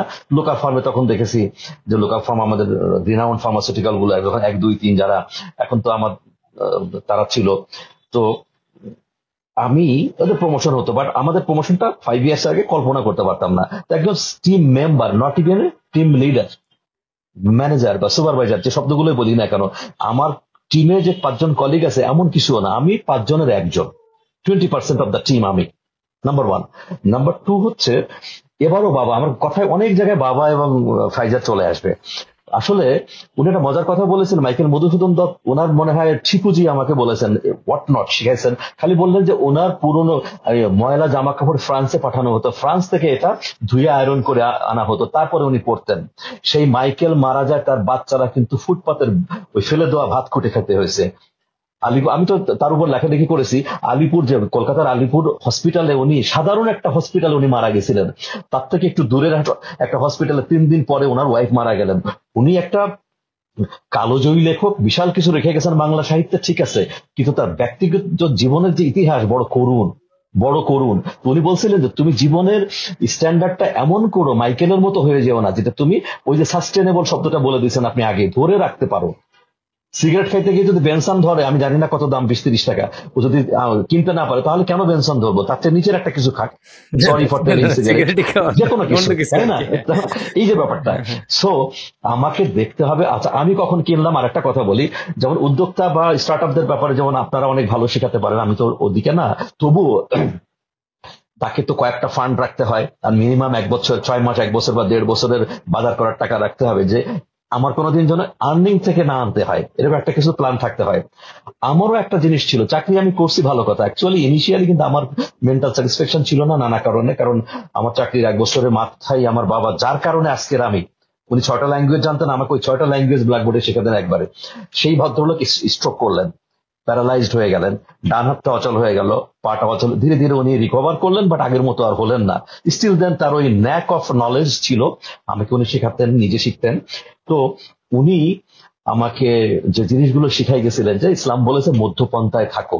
তো আমি চিন্তা করেছিলাম যে চাকরিটা করব কি করব না, ইত্যাদি ইত্যাদি। তখন প্ল্যান ছিল যে আমার মিনিমাম 6 মাস থেকে 1 বছরের সংসার চলার টাকা আমার কাছে থাকতে হবে, কারণ একটা মেডিকেল ইমার্জেন্সি হতে পারে, আমি কালকে চাকরি চেঞ্জ করতে পারি। এগুলো তো একটু একটু প্রাজ্ঞ হতে হবে, প্রাগম্যাটিক হতে হবে, এগুলো কাউকে শিখাই দিতে হয় না। এখন টাকা আছে বলেই যে আমি চলে যাই একটা দোকান থেকে ব্র্যান্ডেড কিছু কিনে ফেলবো, আমাকে চিন্তা করতে হবে কালকে যদি এরকম কিছু হয়, হোয়াট আই উইল ডু, তাই না? তো আমাদের এই জুনিয়র কলিগ যারা আছেন, যারা এই যে সোসাইটির থেকে আসছেন, আমি আবারও বলছি আপার ক্লাস না, আপার middle lower middle and lower class, মানে নিম্নবিত্ত, এই লেভেল থেকে আমিও সেখানকার, কিন্তু আমি কাউকে ছোট বড় করছিলাম। তো সেখানকার, তো আমাকে বুঝতে হবে যে আমি যে ঢাকায় থাকি, রাজশাহী থাকি, চিটাগাংয়ে থাকি, আমার খরচটা কিভাবে চলে, তাহলে আমার কি জিত করা উচিত। আমি একটা কমনই বাংলা কথা বলি সবাইকে, আমার বাচ্চা, ভাগ্নি শহর, মেয়েদেরকে সহ সবাইকে বলি, 5 বছর কামলাগিরি করলে, 5 বছর জানোয়ারের মতো পরিশ্রম করলে, ইভেন আর একটা শব্দ বলি, 5 বছর কুকুরের মতো পরিশ্রম করলে যদি 50 বছর পায়ের উপর পা দিয়ে বসে খাওয়া যায়, তাহলে আমি কেন 5 বছর পরিশ্রম করবো না? That's a great মানে ফাইন্যান্সিয়াল ইনসাইটস আর কি, যে আমি কষ্ট করব, ঠিক আছে, এবং এই স্টেবিলিটি অনেক বেশি important. A lot of things happens, যে আমি আমার বেসিক নিডের জন্য যদি শর্ট পড়ে তখন আমি ধার করব, এটা করবো, লোন করবো, সেটা আলাদা হিসাব। কিন্তু আমার যখন আর্নিং হচ্ছে তখন আমি এমনভাবে মানে আমার ফাইন্যান্সিয়ালটাকে ঠিক করতে হবে, রাখতে হবে, যাতে আমি মিনিমাম 6 months to 1 year আমি উইদাউট ইনকাম আমি চলতে পারি। সেটা না হইলে মানে a lot of things could happen, you never know, এটা আনএক্সপেক্টেড হইতে পারে, বা অন্য সিচুয়েশনও হইতে পারে, অনেক কিছু হইতে পারে, ইমার্জেন্সি হইতে পারে, এই মেন্টাল পিসটাও আসবে না আর কি, এই জিনিসটাও আসবে না, এবং এই একটা জিনিসটা থাকার দরকার আছে।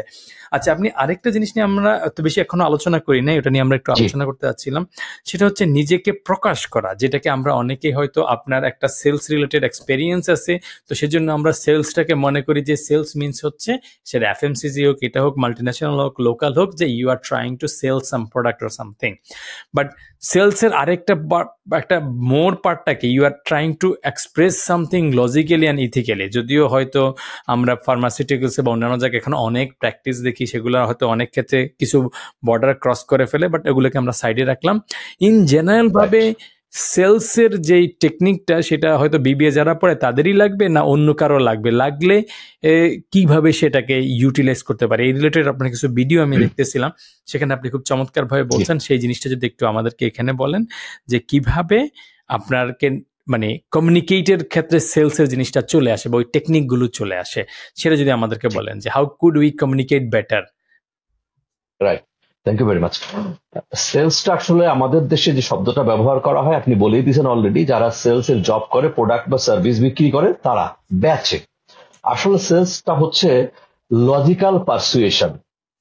লজিক্যাল পারসুয়েশন, আমি একটা প্রোডাক্ট বা সার্ভিসের পিছনে যথেষ্ট পরিমাণে কিছু প্রপোজিশন আছে, ইউনিক প্রপোজিশন আছে, এই কারণে এই প্রোডাক্টটা আপনার জন্য সুইটেবল। কখনোই তাকে জোর করেও না, হাত পায়ে ধরেও না, লজিক্যালি পারসু করা। এখন যদি ইয়াং জেনারেশন, আমি শব্দটা যদিও আমার জীবনে ওটা ঘটে নাই, তবু বলি, কেউ যদি কারোর সাথে প্রেম করতে চায়, জীবনে অনেক কিছু শিখেছি, এই একটা জিনিসই পারিনি ঢাকা ভার্সিটিতে পড়ে, এবং জঙ্কারকে বলি আমি ঢাকা বিশ্ববিদ্যালয়ের সাংস্কৃতিক। এটা কি এখন আপনি সেফ সাইডে বলতেছেন, না ঠিক মতো করে বলতেছেন আর কি? যে জীবনে একটা জিনিস একেবারে করতে পারেন। অল্লাহে লিল্লাহ, অল্লাহে লিল্লাহে, অল্লাহে লিল্লাহ পারি নাই। I was joking. কারণ আছে, এটা বলবো, আবারও বলবো, কারণ ঢাকা ইউনিভার্সিটির কালচারাল অর্গানাইজেশন ডাকসু সাংস্কৃতিক দলের প্রতিষ্ঠাতাকালীন যিনি লিয়াকতুল লাকি আছেন, যে শিল্পকলার ডিজি, ওনার সাথে আমিও ছিলাম, আমি ওই জগতেরও একজন মানুষ ছিলাম, কিন্তু তো কালচারাল ফ্রন্টে সেটা হয়েও ঢাকা ভার্সিটিতে পড়েও এই জায়গাটায় আমি কখনো ছিলাম না। কারণ যেমন মুসলমানরা বুঝবে, আয়াতুল কুরসি পড়ে নিজের চারিদিকে একটা বৃত্ত আঁকে, যাতে কোনোভাবে কোনো শয়তানের ওয়াসওয়াসা না থাকে। তো আমার জীবনের গোল এমন ভাবে সেট করা ছিল যে কামিনী কাঞ্চন থেকে আমি দূরে থাকবো, কারণ আমি যদি কামিনী কাঞ্চনে প্রলোভনে পড়ি তাহলে আমার জীবন শেষ ওইখানে হবে না। যে কারণে আমার রিডিং পার্টনার যে নাইমা, যে শব্দটা বলেছিলাম, Wills Little Flower School and কলেজের ইংলিশের টিচার, সে নাইমা হচ্ছে আমার রিডিং পার্টনার, যে হচ্ছে দুটো সন্তানের মা। ওর সন্তান দুইজন আমার মা, মানে আমি জিলানি মামা, হ্যাঁ, কণা এবং সৈকত ডাক্তার হয়ে গেছে, ওদের জিলানি মামা। একজন ম্যারিড উইমেন হচ্ছে রিডিং পার্টনার। তাহলে কোন ধরনের সতর্কতা আমার ছিল যে না, আমাকে আমার ওই গোলে পৌঁছাতে হবে। জিদ, জিতটা সম্পর্কে সেলসে ছিলাম, সরি চলে গেছে। তো এই যে এখন কেউ যদি কারোর সঙ্গে প্রেম করতে চায়, আমি থিওরিটিক্যালি বলতে পারবো, প্র্যাকটিক্যালি না হলো, সেখানে তো you have to express yourself, your emotion, communicate your emotion in such a way, such a logical way, যে তাতে তাকে আপনি কনভিন্স করতে পারেন। আমি অডিয়েন্সে অনেক সময় ট্রেনিং এর সময় বলি যে কারা কারা প্রেম করছেন হাত উঠান। আমি সবাইকে ফ্রি করে হাত তুলে, কার কার প্রেম নাই তারা রাখেন, আর বাকিরা চলে যান। প্রেম নাই মানে কাট অফ হয়ে গেছে। কেন বলে, হলো না কেন, অনেক কথা পরে বলে আমি যে ভাই কোনো কারণ না, সেলিং স্কিলের অভাব ছিল। You could not sell yourself to that lady, and that lady could not sell herself to that lad. আর কিচ্ছু না, মানে এটা একটা মজা করার জন্য কথাটা বললাম। ইস্যু হচ্ছে, ছোট্ট দোলনার ছোট্ট বাচ্চাটা যখন মাকে দেখে হেসে দেয়, তার মানে হচ্ছে সে খেতে চায়, দুধ খেতে চায়, খাবার খেতে চায়। তো ওই দোলনার বাচ্চার থেকে শুরু করে মৃত্যু পথযাত্রী, প্রত্যেকটা মানুষই সেলস পারসন। প্রফেট, যিনি নবী, আমি বলবো মোহাম্মদ রসুল্লাহ সাল্লাহ সাল্লাম, the best person in the world, 100 পিপলের নাম্বার 1ই তো আছেন উনি। তো উনি কি, উনি best leader, best sales person. ওনার প্রোডাক্ট কি ছিল? দ্য কোরআন। ম্যানুফ্যাকচারার কে? একজন। ওনার হাতে একটা প্রোডাক্ট দিয়ে দিয়েছেন, এবং হি ইন অল রেসপেক্ট, তার মধ্যে selling skill, communication, leadership, emotional intelligence কি নাই তার মধ্যে, যে কারণে he could become the outstanding leader in all respect. Selling skill তার মধ্যে ছিল। তাহলে আমি চাকরি হয় না কেন? সেলিং স্কিল নাই। You can't convince or logically persuade the HR manager that I am the right person for the position you are asking for. Sales জবের জন্য, যেকোনো জবের জন্য, যেকোনো জবের জন্য, যেকোনো জবের জন্য আমি তো সেল করতে পারি না। আমাকে তো HR এর দোষ কি? আমাকে ডাকে না কেন? আপনাকে ডাকে না, আপনাকে ডাকে না বিকজ অফ ইউ। খালি চাচা মামা, আমি তো জীবনও জানি না চাচা মামা লাগে চাকরিতে, কে বলছে? কখনো লাগে না। তো সেলিং, সরি স্যার, তাহলে সেলিং স্কিলটা ব্যাপার হচ্ছে, সেলটা অনেক ব্রডার জিনিস। সেল মানে হচ্ছে যে কোনো একটা মানুষকে একটা জিনিস লজিক্যালি যুক্তি দিয়ে পার্সু করা। এক্ষেত্রে প্রতিটা মানুষেরই সেলিং স্কিল থাকা দরকার। দেখবেন কিছু মসজিদে মানুষ 11টার সময় জুম্মার দিনে যায়, কেন? ওই ইমাম সাহেবের খুতবা শুনবে, আর কিছু না। খুতবার কিতাব কিন্তু এক, বয়ান এক। মহররম আসতেছে সামনে, মহররমের বয়ান কিন্তু এক হবে, বাট ওনার ওই যে মানে ডেলিভারেশন, কয়েনিং অফ ওয়ার্ডস, তারপর থ্রোয়িং অফ ওয়ার্ডস, এগুলো এত চমৎকার, যার জন্য মানুষ ওইখানে চলে যায়। কারণ কি? Selling skill. Selling for everybody. এই সেলিং জিনিসটাতে ধরেন হচ্ছে যে কেউ কেউ হয়তো বাই ডিফল্ট কমিউনিকেশনে বেটার হয়, আর যা আমরা অনেকেই থাকি হচ্ছে ইন্ট্রোভার্ট, আমরা কথা বলতে ঠিকমতো পছন্দ করি না। সো ইন্ট্রোভার্ট আমরা নিজেদেরকে লেবেল করাটা মানে কি আমাদের কমিউনিকেশনের জন্য কি ব্যারিয়ার, নাকি ইন্ট্রোভার্ট হয়েও কমিউনিকেট করা যেতে পারে? আমরা অনেকে মনে করি আমরা ইন্ট্রোভার্ট, বা আমরা কমফোর্ট ফিল করি না আরেকজনকে অ্যাপ্রোচ করতে, তার সাথে ধরেন হচ্ছে লজিক্যাল, এই যে আপনি হয়তো ডিবেট করছেন বলে আপনার হয়তো এক ধরনের একটা কনফিডেন্স বা ফ্লুয়েন্সি থাকে, that could be a technique to become a communication well. So কমিউনিকেশনে যদি একজন ভালো হইতেছে তাহলে কি করতে পারে? আবার একটা পার্সন যদি ইন্ট্রোভার্ট গর্নার নিজেকে মনে করে, তাহলে সে কি করতে পারে কমিউনিকেশন? এটা কি ব্যারিয়ার কিনা আর কি তার জন্য আর কি? এটা লিডারশিপের ডেফিনেশনের মতো, leaders are born, leaders are made. সেরকম এই ইন্ট্রোভার্ট আর এক্সট্রোভার্ট নিয়ে বা এমবিভার্ট নিয়ে বলি। আমরা একটা এক্সাম্পল ধরি, একজন ইন্ট্রোভার্ট, কিন্তু তার নেসেসিটি হচ্ছে তাকে এক্সট্রোভার্ট করা। তাকে একটা ইনিশিয়েটিভ নেওয়া দরকার, এবং সে যদি চাকরিজীবী হয়, তার যে লিডার যিনি হন, ট্রু লিডার, যাকে বলা হয় কোচিং করবে। লিডারশিপ তো নানা রকম আছে, কোচ টাইপ অফ লিডার যারা, তারা যে অন টু ওয়ান দেখে কাকে, একজন এক্স কে দেখলো যে ইন্ট্রোভার্ট, তখন প্রয়োজন তাকিয়ে নিয়ে বসাতে, শোনো সবাই চলে যাক, তুমি আমার সাথে কথা বলো, এবার বাজারে যে তুমি কথা বলো, তুমি এটা কথা বলো, একটু একটু করে বাচ্চাটাকে যেভাবে দুটো হাত ধরে একটু একটু করে আমরা দাঁড় করানো শিখাই। আমি বগুড়া জেলা স্কুলে আমার ছেলেকে ভর্তি করেছিলাম ক্লাস 3-তে, টিচার রিজেক্ট করেছিল, জিলানি ভাই আরো কিছুদিন আগে দিলে আমি পড়াতে পারতাম, উনি পড়াবেন না। হি ওয়াজ আ রিনাউন্ড টিচার অফ বগুড়া জেলা স্কুল, মাহবুব স্যার, ওনার নাম মাহবুব, খুব নাম করা। নিলেন না আমার ছেলেকে, আমার জিদ হলো তাকে নিয়ে বসছি। আমি বাজারে যে করিম সাহেব 500 টাকার নোট লইয়া বাজারে গেলেন, মসুরির ডাল এটা ওটা ব্লা ব্লা, তো কত টাকা ফেরত দিবেন? আমি বললাম যে তুমি এখন কেন, দোকানদারকে বললাম কিচ্ছু বলবা না। আমার ছেলে সবকিছু করলো, কেনাকাটা করে বাকি টাকা ফেরত নিয়ে রিক্সা উঠে জিলেপি, গরম জিলেপি কিনে নিয়ে চলে আসলাম বাসায়। এবং পরে আমি ডিপো ম্যানেজারকে পাঠালাম, I was posted in Bogura then. সে নাম খুঁজে পায় না, শেষ করে পাইলো, তো বলে স্যার নজর দিয়ে দেখতেছি একটা, হ্যাঁ নজরই দেখেন, ওটা কি কাজে, নজরই বুখারি, আমি নজরই জিলানি, ওটা নজরই বুখারি রাতুল, হচ্ছে ফার্স্ট হয়েছে সে, আই এম সরি, তো ও ফার্স্ট হয়েছে সেখানে। তো ওই টিচারটা পরে আমার বাসায় মাঝে মাঝে আসতেন, সে আমাকে স্যার বলতেন যে স্যার আসলে আমি আপনাকে চিনতে পারি না, আমি ট্রান্সফারের পরে চলে আসলাম। এই যে জিত, আমি যেমন আমার ছেলেকে ওই অঙ্কটা ওইভাবে শেখালাম, ইন্ট্রোভার্ট ছেলেটাকে তার বাবা, তার ভাই, তার বন্ধু, অথবা তার যদি ইয়ে থাকে কোচ বা লিডার যিনি থাকেন, একটু একটু করে করলে অবশ্যই তাকে, এবং আমি মনে করি if I take the responsibility, অবশ্যই তাকে আমি এক্সট্রোভার্ট বা অ্যাম্বিভার্ট করতে পারবো, করা সম্ভব। মানে এটা হচ্ছে একটা পার্সনের আসলে ওই উইলিংনেস টু ট্রাই আর কি, এটাই আসলে আলটিমেটলি ডিফারেন্সটা তৈরি করে। মানে বাই ডিফল্ট আমি যদি হচ্ছে আমার লিমিটেশনটাকে হচ্ছে ইস্টাবলিশ করে ফেলি, তাহলে এটা ইস্টাবলিশড হয়েই থাকবে। আর আমি যদি আমার লিমিটেশন আছে সেটাকে আমি অ্যাকসেপ্ট করে take an step, then I will make it better.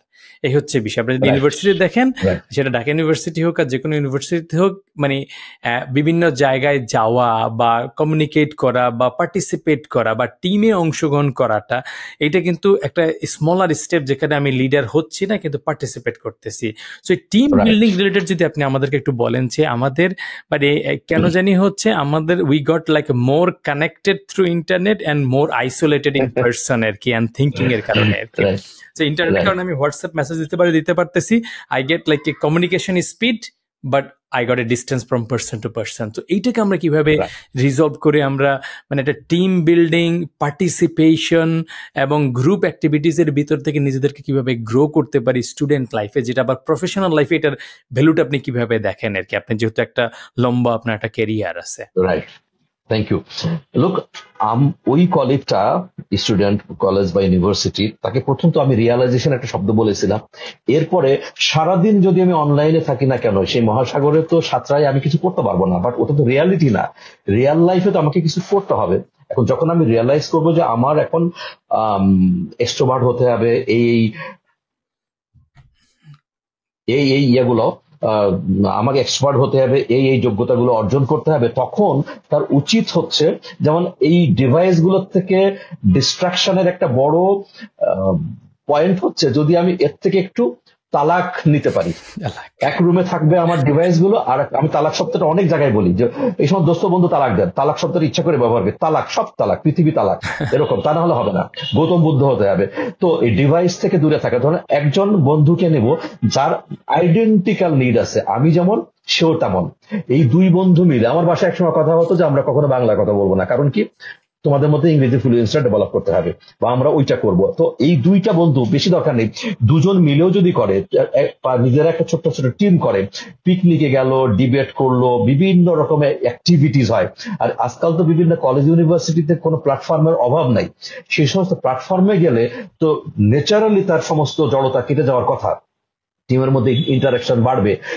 যখন সে দেখবে যে আমি আসলে ইন্টারেক্টিভ না, এইটা আইডেন্টিফাইড এর পরে, once the disease is diagnosed, treatment is very simple. তো ও যদি দেখে যে আমার এই প্রবলেম, তো আমি তখন ওই বাজারের মধ্যে যে 5 জন মানুষ দাঁড়ায় আছে, তখন যে কথা বলা শুরু করবো, বিনা কারণে কথা বলবো, ইচ্ছা করে পার্টিসিপেট করব। কারণ কি, আমি এইটা করে করে প্র্যাকটিস করে আমি নিজেকে এক্সট্রোভার্ট করে গড়ে তুলবো। সবার আগে থাকতে হবে ওই যে রিয়ালাইজেশন, ওই জিতটা, যে আমাকে তৈরি হতে হবে। ফাইজারে যেটা একটাই ছিল, ওই সেটা শব্দটা আমি বলি নাই, ইফ আমার রিজলভ ডিটারমিনেশন ছিল, if Pfizer have to recruit a single one, that would be me. আমি ছিলাম একেবারে ওদের কাছ থেকে তালাক প্রাপ্ত। আমার ডিসিশন ছিল একজন নিলে আমাকে নিতে হবে, এবং সেই জিদে ছিলাম আমি। আলটিমেটলি 4 জন সুযোগ পাই এত মানুষের মধ্যে থেকে, I was one of them. এটা তো আমার জীবনে আমি বলবো যে একটা বড় রকম বাধা অর্জন করা। আমি বাই দ্য ওয়ে আপনাকে বলে ফেলি, পরবর্তীতে একটা সময় শখ থাকে সবার, যদিও দরকার ছিল না, হয়তো বা দরকার ছিল, এমবিএ করতে গেলাম, অনেক বই পড়া ছিল, টিচার বলতে এগুলো আপনি আসছেন কেন, তো আপনার পড়া। তারপরেও আমার বিশেষ করে ফিনান্সে, ম্যাথে লিনিয়ার ইকুয়েশন লাগবে, ডিওয়াই ডিএক্স লাগবে, লগারিদম লাগবে। আমার আব্বাও তো ডিওয়াই ডিএক্স জানে না, আমি জানি, কারণ ডিওয়াই ডিএক্স না হলে তো ব্রেক ইভেন বের করতে পারবো না। ব্যবসা না শিখলে সিও হলে কালকে তো চাকরি থাকবে না, কারণ যদি আমি সত্যিকারে ব্যবসা না বুঝি, অ্যাকাউন্টস আর ফিনান্স না বুঝি, তাহলে সিও ডিরেক্টরের কোনো লাভ নাই। সেই ওই বয়সে এসে আমাকে আবার হায়ার ম্যাথ শুরু করতে হবে, প্র্যাকটিস করতে হবে, সো দ্যাট আমি এই লিনিয়ার ইকুয়েশনটা করতে পারি। কেন হবে না? জিত করলে মানুষ পারে না, আমি আল্লাহ ছাড়া আর কেউ আটকাতে পারে না। এইটা মানে আমি সবসময় পার্সোনালি বিশ্বাস করি 5 to 10% ইজ ইউর লাক। মানে এটা অনেক কিছুর এক্সটার্নাল ফ্যাক্টর, এটা সেটা থাকতে পারে, এটা পার্সোনাল বিলিফ হিসেবে থাকে, but rest of the things is like your determination এবং কন্টিনিউটি আর কি।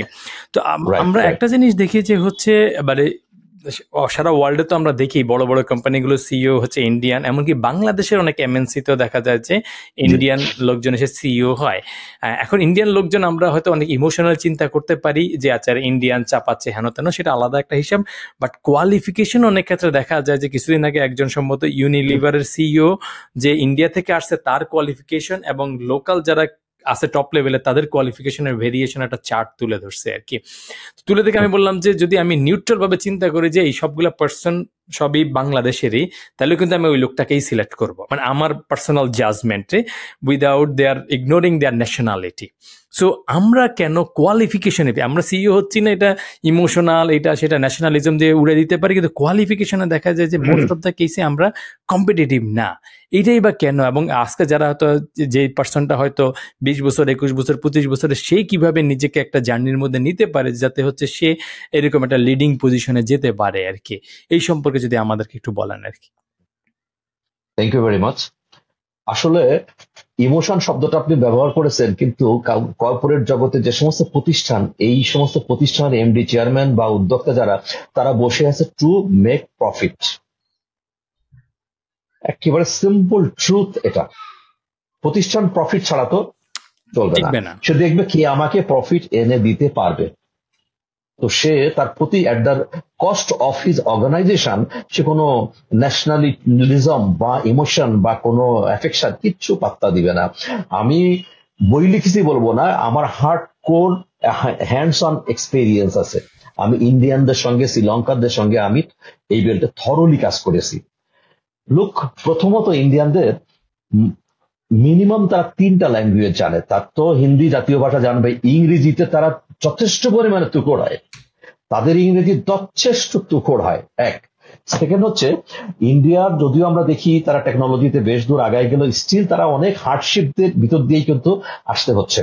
ইন্ডিয়ার বিভিন্ন প্রভিন্সে যারা যারা আজকে যে গ্লোবালি যারা সিও লেভেলে আসছে, ইভেন বাংলাদেশেও আসছে, তো এরা এমন হয় কি যে কোম্পানি যেটা বলা হয় যে আমাদের রিসোর্স ইজ লিমিটেড, কিন্তু লিমিটেড রিসোর্সকে অপটিমাম ইউজ করে বেশি প্রোডাক্টিভিটি দিতে পারা, যারা ম্যানেজাররা যে কাজটা করে, তো ওদের দেশেও কিন্তু ওইটা করতে হয়, প্রচুর হার্ডশিপের মধ্যে যেতে হয়, স্ট্রাগল করতে হয়। বাংলাদেশে যদি আমি ধরে নিলাম 5% আছে আমাদের বেকারত্ব, তাহলে 15 ধরে রাউন্ড ফিগারের জন্য বলি, বা 20 কোটি মানুষ হলে কত 5%, এইটুকু। আচ্ছা, ইন্ডিয়াতে 5% মানে হলো 140 কোটির 5%। কম্পিটিশনটা কি হচ্ছে? ওদের টোটাল বেকারের সংখ্যা ইজ ইকুয়াল টু আমাদের টোটাল দেশের জনসংখ্যা। এ ধরনের কম্পিটিশন, ওরা এত বেশি টাফ কম্পিটিশনের ভিতর দিয়ে আগাচ্ছে, ওদের কারিকুলামটা এরকম, ওদের শিক্ষাটাও এরকম এত স্ট্রং। আমি যাদের সঙ্গে কাজ করেছি আমি দেখেছি, একজন শিখ ভদ্রলোক, সে ইঞ্জিনিয়ার, সিঙ্গাপুর থেকে এমবিএ করেছে, বিজনেস এত বেশি ভালো বুঝে, তার সঙ্গে আমার ইউনিট কস্ট নিয়ে কাজ করতে হয়েছে, ডলারের প্রাইস নিয়ে, USD two BDT, USD two INR, এটা করতে যে ওই ফ্রাকশনের হিসাব টিসাব, এটা ওটা সেটা অনেক কিছু, তখন ওই present value of money, future value of money calculate করতে হয়, এগুলো খুব টাফ। ওরা এত চমৎকার ভাবে করতে পারে। আমি দেখলাম যে এইটার পাশাপাশি তারা দিল্লির থেকে ঢাকা নেমে আমার সাথে আগেই বলে রাখছে যে তুমি রেডি থেকে ডোমেস্টিকের টিকিট করবা। ডোমেস্টিকের টিকিট করে চলে গেছি চিটাগংয়ে যে আগ্রাবাদে ব্যাগ রেখে আমরা বের হয়ে চলে গেছি মার্কেট ভিজিটে, দিল্লি টু চিটাগং। সে ঢাকাতে স্টেও করে নাই। তাহলে এই যে তার মানে ট্যালেন্ট তো আছেই, তার নলেজ আছে, স্কিল আছে, এফিসিয়েন্ট সে, at the same time he pours down his 100% physical labour, সে হবে না কি হবে? সে ব্যবসা বোঝে, কারণ at the end of the day যেটা বলছিলাম, ক্যালকুলেশন করে ব্যবসাটা বাইর করতে পারে। আমাদের কোম্পানির মালিকরা কি চায়? কে আমাকে ভালো ব্যবসা এনে দিতে পারে, ওরা তো ভালো ব্যবসা এনে দিতে পারে, সেই জন্য তারা সিইও। এবং আমি অল্প পয়সা এইটুকু বললাম না, এটা এটা এখন আমরা অনেকেই দেখি, শুধু এখানে না, আমাদের গার্মেন্টস সেক্টরের মধ্যে একটা বড় অংশ দেখা যাচ্ছে শ্রীলঙ্কা, ইন্ডিয়া ধরেন অনেক বড় দেশ, শ্রীলঙ্কার যে পরিমাণ লোকজন এসে একটা টপ লেভেলের মানে একটা ওনারশিপের পরের লেভেলে দেখা যাচ্ছে শ্রীলঙ্কার লোকজন এসে একটা ভালো দখল করে ফেলছে। সো মানে আমাদের ইন্ডিয়ান তো আছেই, শ্রীলঙ্কার লোকজন দিয়ে চলে আসছে। আমরা আমাদের মানে এই জায়গাটাতে যদি আমরা উঠতে চাই, আমাদের উঠার ডেফিনেটলি দরকার আছে। তাহলে আমাদের ওয়ার্ক এথিক্সের একটা বিষয় আছে, আমাদের স্কিলসের একটা বিষয় আছে, এবং লং টার্ম নিজেদেরকে নার্চার করার একটা চমৎকার জিনিস আপনি বলছেন। তো আপনাকে অনেক অনেক ধন্যবাদ। আমরা আপনার লাইফ থেকে অনেকগুলো জিনিস জানতে পারছি। তার মধ্যে হচ্ছে কিভাবে ফোকাস থাকা, জেদ শব্দটাকে আপনি অনেক জায়গায় বলছেন যে ডিটারমিনেশন, জেদটাকে আমরা যদি প্রপারলি বলি একটা ডিটারমিনেশন এবং ফুল ডেডিকেশন। জেদ মানে কিন্তু একটা আবার একটু ছোটখাটো মিনিং আছে, রাগ করে মাথা গরম করে, সেটা কিন্তু না আর কি। সো এই দুটাকে যদি আপনি একটু আমাদেরকে একটু ক্লিয়ার করেন যে জেদটা কিভাবে নিতে হবে। একটা হচ্ছে জেদ করে আমি মাথা গরম করে তার হচ্ছে থালাবাটি ভেঙে ফেললাম বা কিছু একটা করে ফেললাম, ওইরকম জেদ না কিন্তু। তো কি ধরনের জেদ, জেদটাকে আমি কিভাবে আসলে একটা রেজাল্ট ওরিয়েন্টেড আউটপুটে কাজে লাগাবো আর কি, স্ট্র্যাটেজিক জেদ, যে ডিটারমিনেশন এন্ড কমিটমেন্ট, সেটাকে যদি আপনি আমাদেরকে একটু এলাবোরেট করেন আর কি। আমি বলছি, তার আগে আমি একটা পয়েন্ট মিস করে গেছিলাম ওই সিইও জায়গায়, সেটা একটু বললে ভালো হবে। লোক, একটা প্রতিষ্ঠান চালাতে গেলে তার যতগুলো ডিপার্টমেন্ট আছে, এই ডিপার্টমেন্ট গুলো, একজন হয়তো এইচআর এ চাকরি করতে করতে একদিন সে হয়ে গেল কোম্পানির এমডি, অথবা অ্যাকাউন্টস থেকে, ফিনান্স থেকে, ফ্যাক্টরি থেকে, সেলস মার্কেটিং, নানা ডিপার্টমেন্ট থেকে, ইনডোর মার্কেটিং থেকে। ইস্যু হচ্ছে আমাদের দেশে আমি যেটা অবজার্ভ করেছি, যে যে ভার্টিক্যালে কাজ করে সেই ভার্টিক্যালের এক্সপার্ট।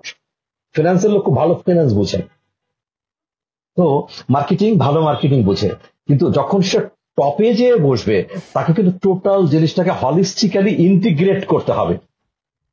তো ইন্টিগ্রেশনের যে জায়গাটায় আমাদের কলিগরা, আমি মোস্ট অফ আওয়ার কলিগস আমি যেটা দেখেছি, কোনো না কোনো জায়গায় তার ল্যাকিংস আছে। তো একটা ফার্স্ট লাইন ম্যানেজার হলো, আমি বলতাম একজন ম্যানেজার যখন আপনি একজন HR and admin manager also, কারণ আপনাকে বেসিক এইচআর জানতে হবে, অ্যাডমিন জানতে হবে, আপনাকে অল্প একটু ফিনান্স জানতে হবে।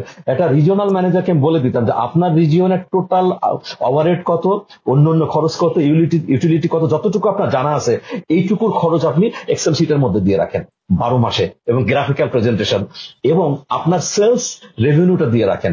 দেখেন এই দুইটা কোরিলেট করে কিভাবে ওঠে নামে। তো এইটুক দিয়েও তাকে কিন্তু আমি শেখানোর চেষ্টা করেছি যে ধীরে ধীরে বড় হলে আপনি সেন্ট্রাল থেকে ইনপুট পাবেন, জুনিয়ররা তো অত লেভেলটা পাবে না। কিন্তু কেন আমি অন্য ডিপার্টমেন্টের বেসিক জিনিসগুলো জানবো না? এইটা ইন্ডিয়ানরা জানে, তারা শিখে আসে, প্র্যাকটিস করে আসে, এই জন্য তারা পারে। এবার আমি আসছি জিদের কথাতে। আসলে আমি অবশ্যই, ডিটারমিনেশন হচ্ছে অ্যাপ্রোপ্রিয়েট শব্দ, বা সংকল্প যেটা বলে, থাকবো না বদ্ধ করে দেখবো জগৎটাকে। বাট আমি জিদ বলি কেন, কিছু কিছু শব্দ আসলে আমি একটু ইচ্ছা করে ব্যবহার করি। যেমন আমার বাবার কাছ থেকে শেখার, অনেকক্ষণ ধরে ডাকছে, আমাকে পায় না, কাছে গেলে বলতো যে এতক্ষণ ধরে আমি আজান দিচ্ছি তোমার কানে যায় না। আজান মানে আহ্বান করা। তো এই যে শব্দটা, এরকম করে আমি অনেক সময় এই শব্দ ব্যবহার করি। যেমন তালাকের কথা একটু আগে বলেছি, এই অনেককে পরামর্শ দিতে যে বলে আজকের থেকে এভরিথিং তালাক দিতে হবে, শুধু বাবা মা ভাই বোন ছাড়া, আর হচ্ছে পড়ালেখা এবং চাকরি, এভাবে করেন, আমি আপনাকে হেল্প করবো। সো রিগার্ডিং জিদ বলেছি কি, জিদ হচ্ছে পজিটিভ সেন্সে জিদ, আমাকে আমার সোনার হরিণ চাই, এটা পেতে গেলে কি হবে?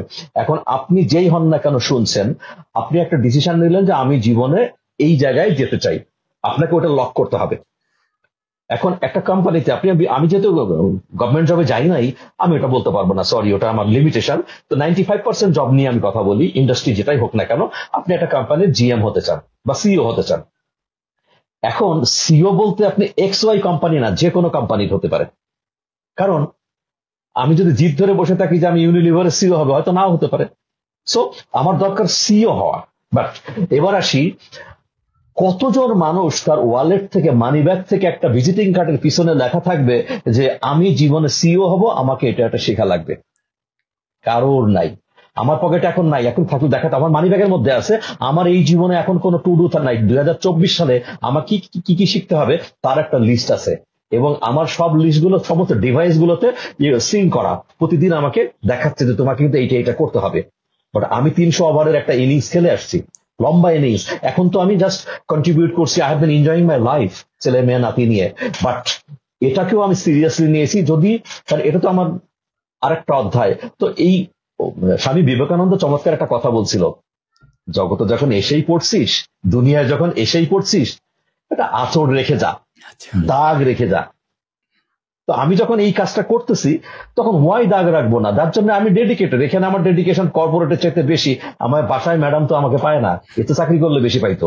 দেখে আমি টেবিলে নাস্তা টেবিলে পাই, আন্নাতে পড়ালেখার মধ্যে বা কিছু একটার মধ্যে আছি। সো জিড মানে হচ্ছে আপনি প্রথম লক করেন যে আমি সিইও হব। এখন আপনি যদি কোনো চাকরিতে থাকেন এন্ট্রি লেভেলে, তাহলে কত বছরে প্ল্যান করেন, তার আগে জানতে হবে সিইও হতে গেলে অ্যাকচুয়ালি কত বছর লাগে। আমাদের দেশের কনটেক্সটে, ইউরোপের কনটেক্সটে কিন্তু আবার 40 বছরে ওরা রিটায়ার করে যায়, আমরা 40 বছরে রিজিওনাল ম্যানেজার হই না। আচ্ছা, তারপরে আপনাকে স্টেজ বাই স্টেজ লেখা, যে এই বছরে আমি এই অর্গানোগ্রামটা জানতে হবে। আমি জানি যে অনেকে অর্গানোগ্রামই বোঝে না, সিঁড়িগুলো ধাপগুলো, আমি কোন জায়গায় যাব গেল এক। সেকেন্ড হচ্ছে এবার অ্যাকাউন্টস এর ল্যাঙ্গুয়েজে যেটাকে টি শিট বলে, একটা A4 সাইজের কাগজ ভাঁজ করলে এবং উপরে একটা দাগ দিলে দেখে টি অক্ষরের মতো হয়। এক পাশে লিখবো আমার প্লাস পয়েন্ট, এক পাশে মাইনাস পয়েন্ট গুলো। দ্যাট মিনস শর্ট অ্যানালাইসিস এর মতো আমার কি কি যোগ্যতা আছে, আমার কি কি যোগ্যতা নাই। যেটা আছে এটা আমি রিটার্ন করবো, যেটা নাই ওর থেকে সহজটা নিব, একটু একটু করে আমি শিখবো। একটা মৌমাছির মতো শিখতে হবে, এক রিলিজিয়াসলি শিখতে হবে। এক সেকেন্ড হচ্ছে এই যে শেখা, এটাই ভ্যালু এডিশন। এই শিখবো এবং আমি জেনারেলি চোখ কানও খোলা রাখতে হবে, কারণ কখনো কখনো দেখা যায় যে কোম্পানি আমাকে জাজ করে নিচ্ছে যে আমি তাদের উপযুক্ত কিনা। আমি কখনো কখনো বলি আপনিও দেখবেন যে ওই কোম্পানিটা আপনার উপযুক্ত কিনা। সবসময় ছেলেরা বলবে মেয়ে পছন্দ হয় নাই, নো, মেয়েও বলবে যে ছেলেরা আমার পছন্দ হয়নি। মানে কোম্পানির এটাও আমাদের হচ্ছে কিছু কিছু ছেলে পেলে আমাদের দেশে একটু টাফ হয়, কারণ বিকজ হচ্ছে যে মানে ক্যান্ডিডেট অনেক বেশি, কোম্পানি কম হওয়ার কারণে কোম্পানি সিলেকশনের একটু মানে প্র্যাকটিক্যালি একটু কম হয়। তারপরেও যারা একটু কোয়ালিফাইড তারা কিন্তু করে, আমরা আইটি সেক্টরও দেখি, তারা কিন্তু জিজ্ঞেস করে যাচ্ছে এখানে আমার গ্রোথের কি অপরচুনিটি আছে, এখানে টিম এনভায়রনমেন্টটা কিরকম, লার্নিং এটা কিরকম আছে, এবং সেই অনুসারে অনেক ক্ষেত্রে জয়েন করে না। এটাও আমরা দেখি, এটা সবাই করতে পারে না, বাট যারা ওই যে সেলফ ডিটারমাইন্ড, যারা জানে আসলে কি চায় কি করতে চায়, তারা তখন আসলে, আপনি যদি নাই চান যে আপনি কি চাচ্ছেন, তাহলে আপনি রিজেক্ট করবেন কিভাবে? আপনি যদি মনে হয় যে না I just need a job, তাইলে হচ্ছে ইউ নিড এ জব। আপনি যদি মনে করেন জব লাগবে, কিন্তু জবটা আমি এইভাবে চাই যাতে আমি এটার উপরে এই ধাপে যেতে পারবো, একটা সার্টেন স্টেজ পরে আমি হয়তো একটা ভালো লিড করব, অথবা এখান থেকে কিছু নলেজ নিয়ে আমি নিজস্ব কিছু একটা শুরু করব। You should have an objective and determination. তাইলে আপনার সেই হিসাবে ক্যাটাগরাইজ করতে সুবিধা হবে যে এই কোম্পানিটা বা এই পজিশনটা আমার লং টার্মের সাথে অ্যালাইন করে কিনা।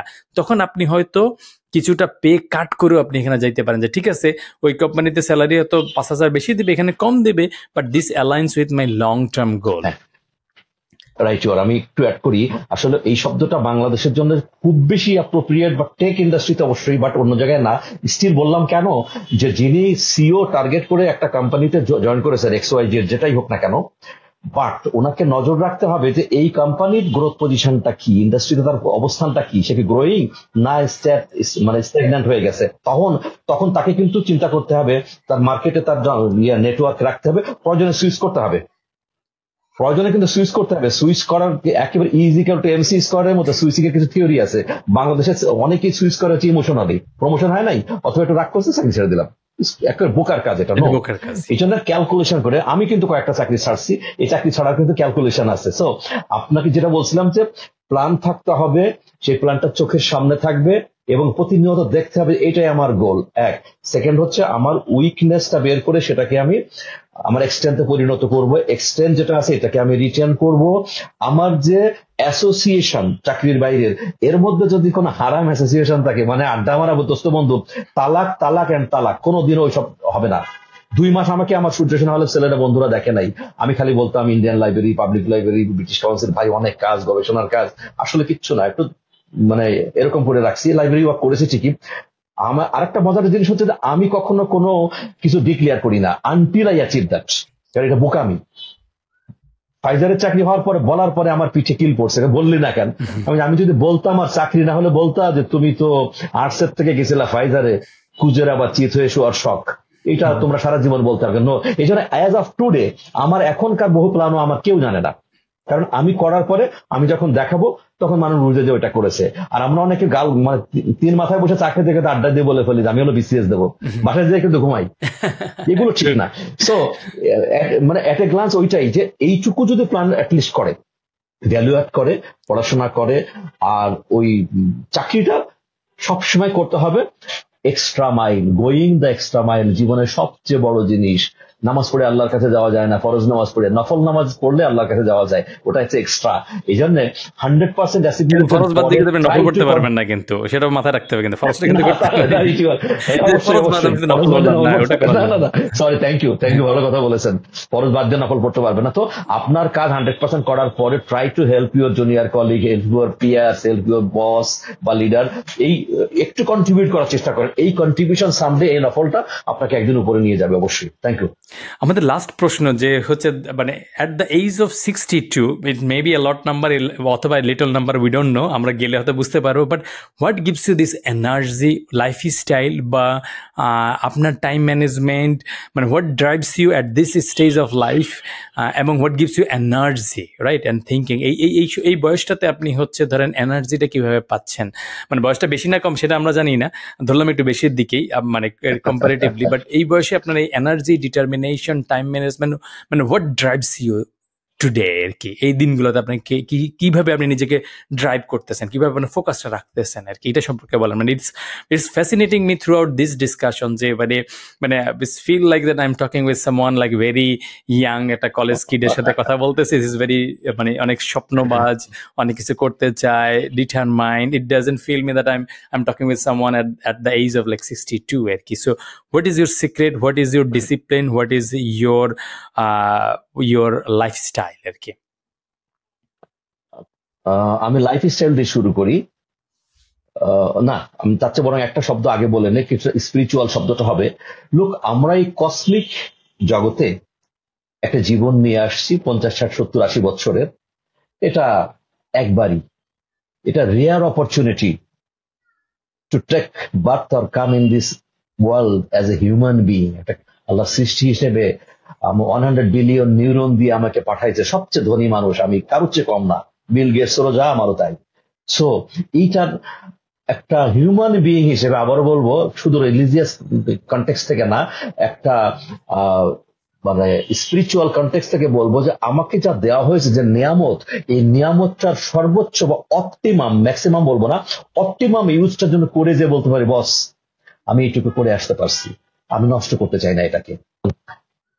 রাস্তায়, প্লেনে, এয়ারপোর্টে, বাস স্ট্যান্ডে, গাড়ির মধ্যে বসে, ফেরিতে আমার জীবনে কেউ সালাম দিতে পারে নাই ম্যাক্সিমামই। কারণ কি? আমি বইয়ের মধ্যে বসা। আমি গত বছর জানুয়ারি মাসে যখন ইয়ের থেকে চেন্নাই থেকে ঢাকায় আসি, পুরো ফ্লাইটের মধ্যে মনে হয় 10 থেকে 12 মিনিট আমি ছিলাম উইদাউট বুক। অনেক বই কিনেছি তো হিগিন বোতাম থেকে, তো একটা বই আর না পড়ে পারতেছিলাম না, পড়তে পড়তে আমি চলে আসছি, কারণ আমার আর ডাইনেভে চোখ যায় না। এটা গেল আমার স্পিরিচুয়াল ব্যাপারটা, যে এই জীবনটাকে স্পয়েল করা হবে সবচেয়ে বোকামি। আমি আর কোনোদিন আসবো না এখানে। আচর রাখতে পারবো কিনা জানি না, আচর রাখার ইচ্ছাও না, চলে যাব। এক সেকেন্ড লাইফ স্টাইল, আমি 12 মাসে 12টা মিষ্টি খাই না। আমি 35 বছর খাসির মাংস খাই না। 12 মাসে 1-2 টুকরা হয়তো মুখে দিয়ে, হারাম না যেহেতু খাই। গরুর মাংস 12 মাসে 12 টুকরা হবে কিনা ঠিক আছে। গলদা চিংড়ি, মানে যেগুলো একটু রিস্কি খাবার, আমি খাই। তৃণভোজী, ঘাস খাই, মানে সবজি টবজি খাই, মাছ খাই, ভাত, এতটুকু ভাত দুপুরবেলা, আর কিছু না। ফল খাই প্রচুর। আমার খাবারটা হচ্ছে, লাইফস্টাইল হচ্ছে এটা। আমি নামাজ পড়ি। আমি আগেই বলেছিলাম যে আমি ফ্যানাটিক না, জঙ্গি না, কিন্তু আমি আই বিলিভ ইন আল্লাহ। আমি আল্লাহকে 5 বার সিজদা করার চেষ্টা করি, 5 ওয়াক্ত। এট দ্য সেম টাইম আমি যোগা মেডিটেশন করি। আমার যোগা একটা আমার বিরাট একটা কসমিক এনার্জি দেয় বলে আমার কাছে মনে হয়। আর সবচেয়ে বড় যে আর একটা স্পিরিচুয়াল এনার্জি আছে আমার, সেটা কি জানেন? জীবনে আমার জানা মতে মিথ্যা কথা বলি নাই, চুরি করি নাই, মানুষকে ঠকাই নেই, মানুষের সাথে প্রতারণা করি নাই। আমি আমার ওয়াইফও মাঝে মধ্যে বসে 1-2 জন গল্প করতে করতে বলি যে কাজগুলো আমরা জীবনে পার্বত্যপক্ষে জ্ঞানত করি নাই, অল্প একটু নামাজ করেছি, তারপরে আল্লাহ তাআলা মাফ যদি মানে পার করে দেয়, ইমিগ্রেশন পার করে দিবে, না দিলে সেটা তার ব্যাপার, আমি জানি না, তার দায়িত্ব। এই যে ব্যাপারগুলো, আমার এত নিঃসংক চিত্ত, there is no anxiety, no stress আর নাথিং এলস আমার মধ্যে, আমার কোনো আফসোস নাই এখনো। আপনার এই পডকাস্টের পরে জানবেন যে জিলানী ভাই আর নাই, হতে পারে, চলে যাবো, অসুবিধা নাই। Anybody can go anytime, সেটা তো কেউই জানে না, anybody can go anytime.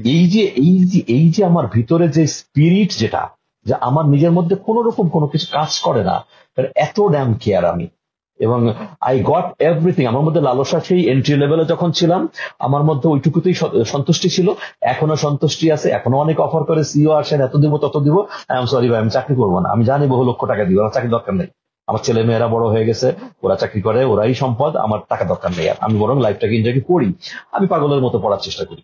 এই তো আমার জীবন। এনার্জির কারণ একটাই, নেশা একটাই, সেটা হচ্ছে ওই শরৎচন্দ্র চট্টোপাধ্যায়ের একটা মজার কথা আছে, বলে দিই। সেটা হলো, কেউ যদি মদ খেয়ে জীবনে একবারও মাতাল না হয়, তাহলে হয় সে মিথ্যা কথা বলছে, অথবা মদের বোতলে জল খেয়েছে। আমার নেশা বই, ব্র্যান্ডেড বই আমার ঘরে থাকতে হবে, ব্র্যান্ডেড শার্ট না থাকতে পারে, জুতা না থাকতে পারে, এইটা এই নেশা আমাকে বাঁচায় রাখছে। বই নিয়ে আপনার সাথে মনে হয় একসময় একটা আড্ডা দিতে হবে। আমি অত বেশি বই পড়ি না, অল্প কিছু বই পড়ার চেষ্টা করি, বছরে সাধারণত 20টার কাছাকাছি বই পড়ার চেষ্টা করি। এটাও আবার আমার বই পড়ার রুলসটা হচ্ছে অনেকটা নিড বেসিসে, যে আচ্ছা আমি এখন হয়তো বিজনেস রিলেটেড বই পড়তেছি, মানে ফাংশনালিটি এবং নিড ইউটিলিটি রিলেটেড বই গুলো পড়ার চেষ্টা করতেছি আর কি। আপনি যদি হচ্ছে, আপনাকে যদি আমরা একটা এক্সট্রা বোনাস প্রশ্ন করি, এটা অনেক ক্ষেত্রেই আমরা প্র্যাকটিক্যাল লাইফে যারা বয়স কম, যারা দুনিয়াটাকে কম দেখছি, তাদের অনেকের কাছে মনে হয় যে আমি ইথিক্যাল থাকাটা আমি লুজার হয়ে যাচ্ছি এক দ্য ফার্স্ট সিনে আর কি। যে ধরেন আমি যদি হচ্ছে ধরেন ঘুষ না খাই, আমার লাইফ স্টাইল হয়তো কম হয়ে যাবে। আমি যদি আনইথিক্যাল কাজটা না করি, আমি মনে হয় মানে আউট অফ ইকুয়েশন পড়ে গেলাম আর কি। এটা ফার্স্ট সিনে মনে হইতেই পারে আর কি কিছু মানুষের কাছে আর কি। হয়তো আপনারও কখনো মনে আসছে কিনা আমি শিওর না।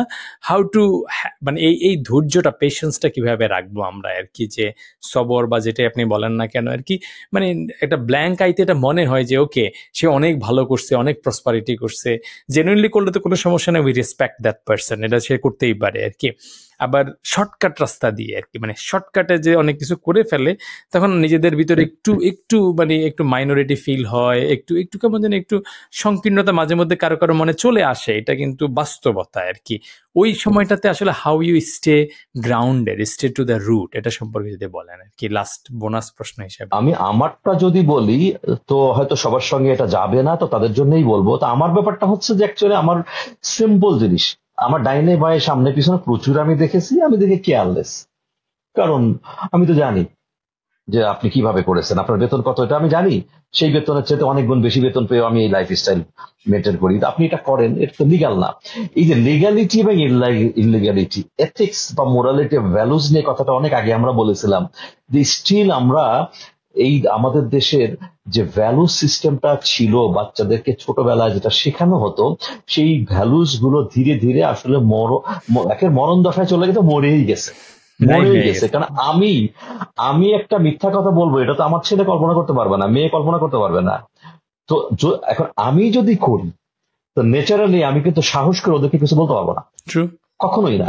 পেছাই ফেলবেন, আপনি 2 দিন পরে পেছাই ফেলবেন নিজে, আপনি একটা দুটো তিনটা ভিতরে নিজেই পেছাই ফেলবেন কি বলতেছেন। এই যে রিসেন্টলি কে যেন লিখেছে পত্রিকায় দেখলাম, আমি যখন রানারে ছিলাম, ওখানে একটা ইনসেন্টিভ স্কিম ছিল সবার জন্য, even up to director level পর্যন্ত, বিশাল অ্যামাউন্টের ওগুলো ক্যাশ টাকা দেওয়া হতো, বা অন্য অ্যাকাউন্টে দিয়ে, ওটা অ্যাকাউন্টিং এর কারণে যদি করা হয় আপনি জানেন। তো ক্যাশ টাকা দেখা গেল আমি বেশ কয়েক লাখ টাকা নিয়ে আসছি, কোয়ার্টারলি ইনসেন্টিভ। আমার বউ আমাকে প্রশ্ন করছে এই কিসের টাকা, I have to give answer to her.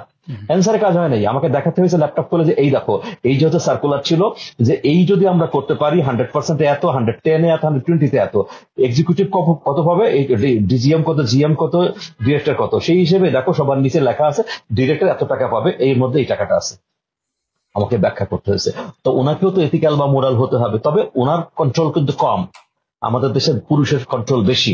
Issue হচ্ছে ইয়াংদের জন্য বলি, যে আসলে ওটা কি আমার জন্য হালাল।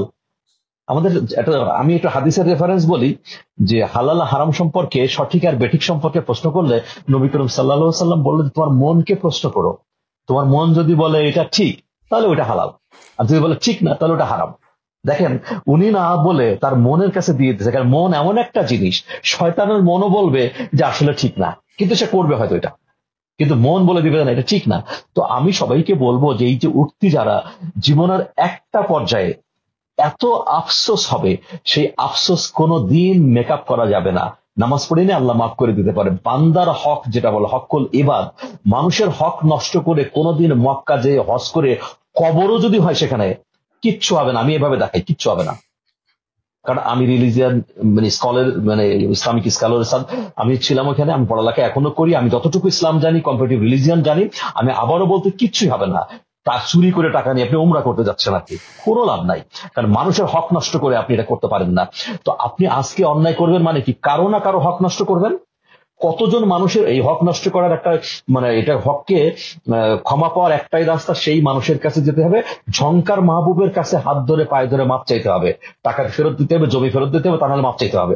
মানুষ, আল্লাহ না, আল্লাহ বলছে, আল্লাহ পারে, বলছে যে না, ওর কাছ থেকে তোমাকে মাপ চেয়ে আসতে হবে। তাহলে আজকে কেউ অন্যকে দেখে যদি ইনফ্লুয়েন্সড হয়ে, নেগেটিভলি ইনফ্লুয়েন্সড হয়ে কিছু অন্যায় করে বসেন, কালকে আপনার বিবেক যখন দংশন করবে নাগরাজ বাসুকির মতো, তখন কিচ্ছু করতে পারবেন না।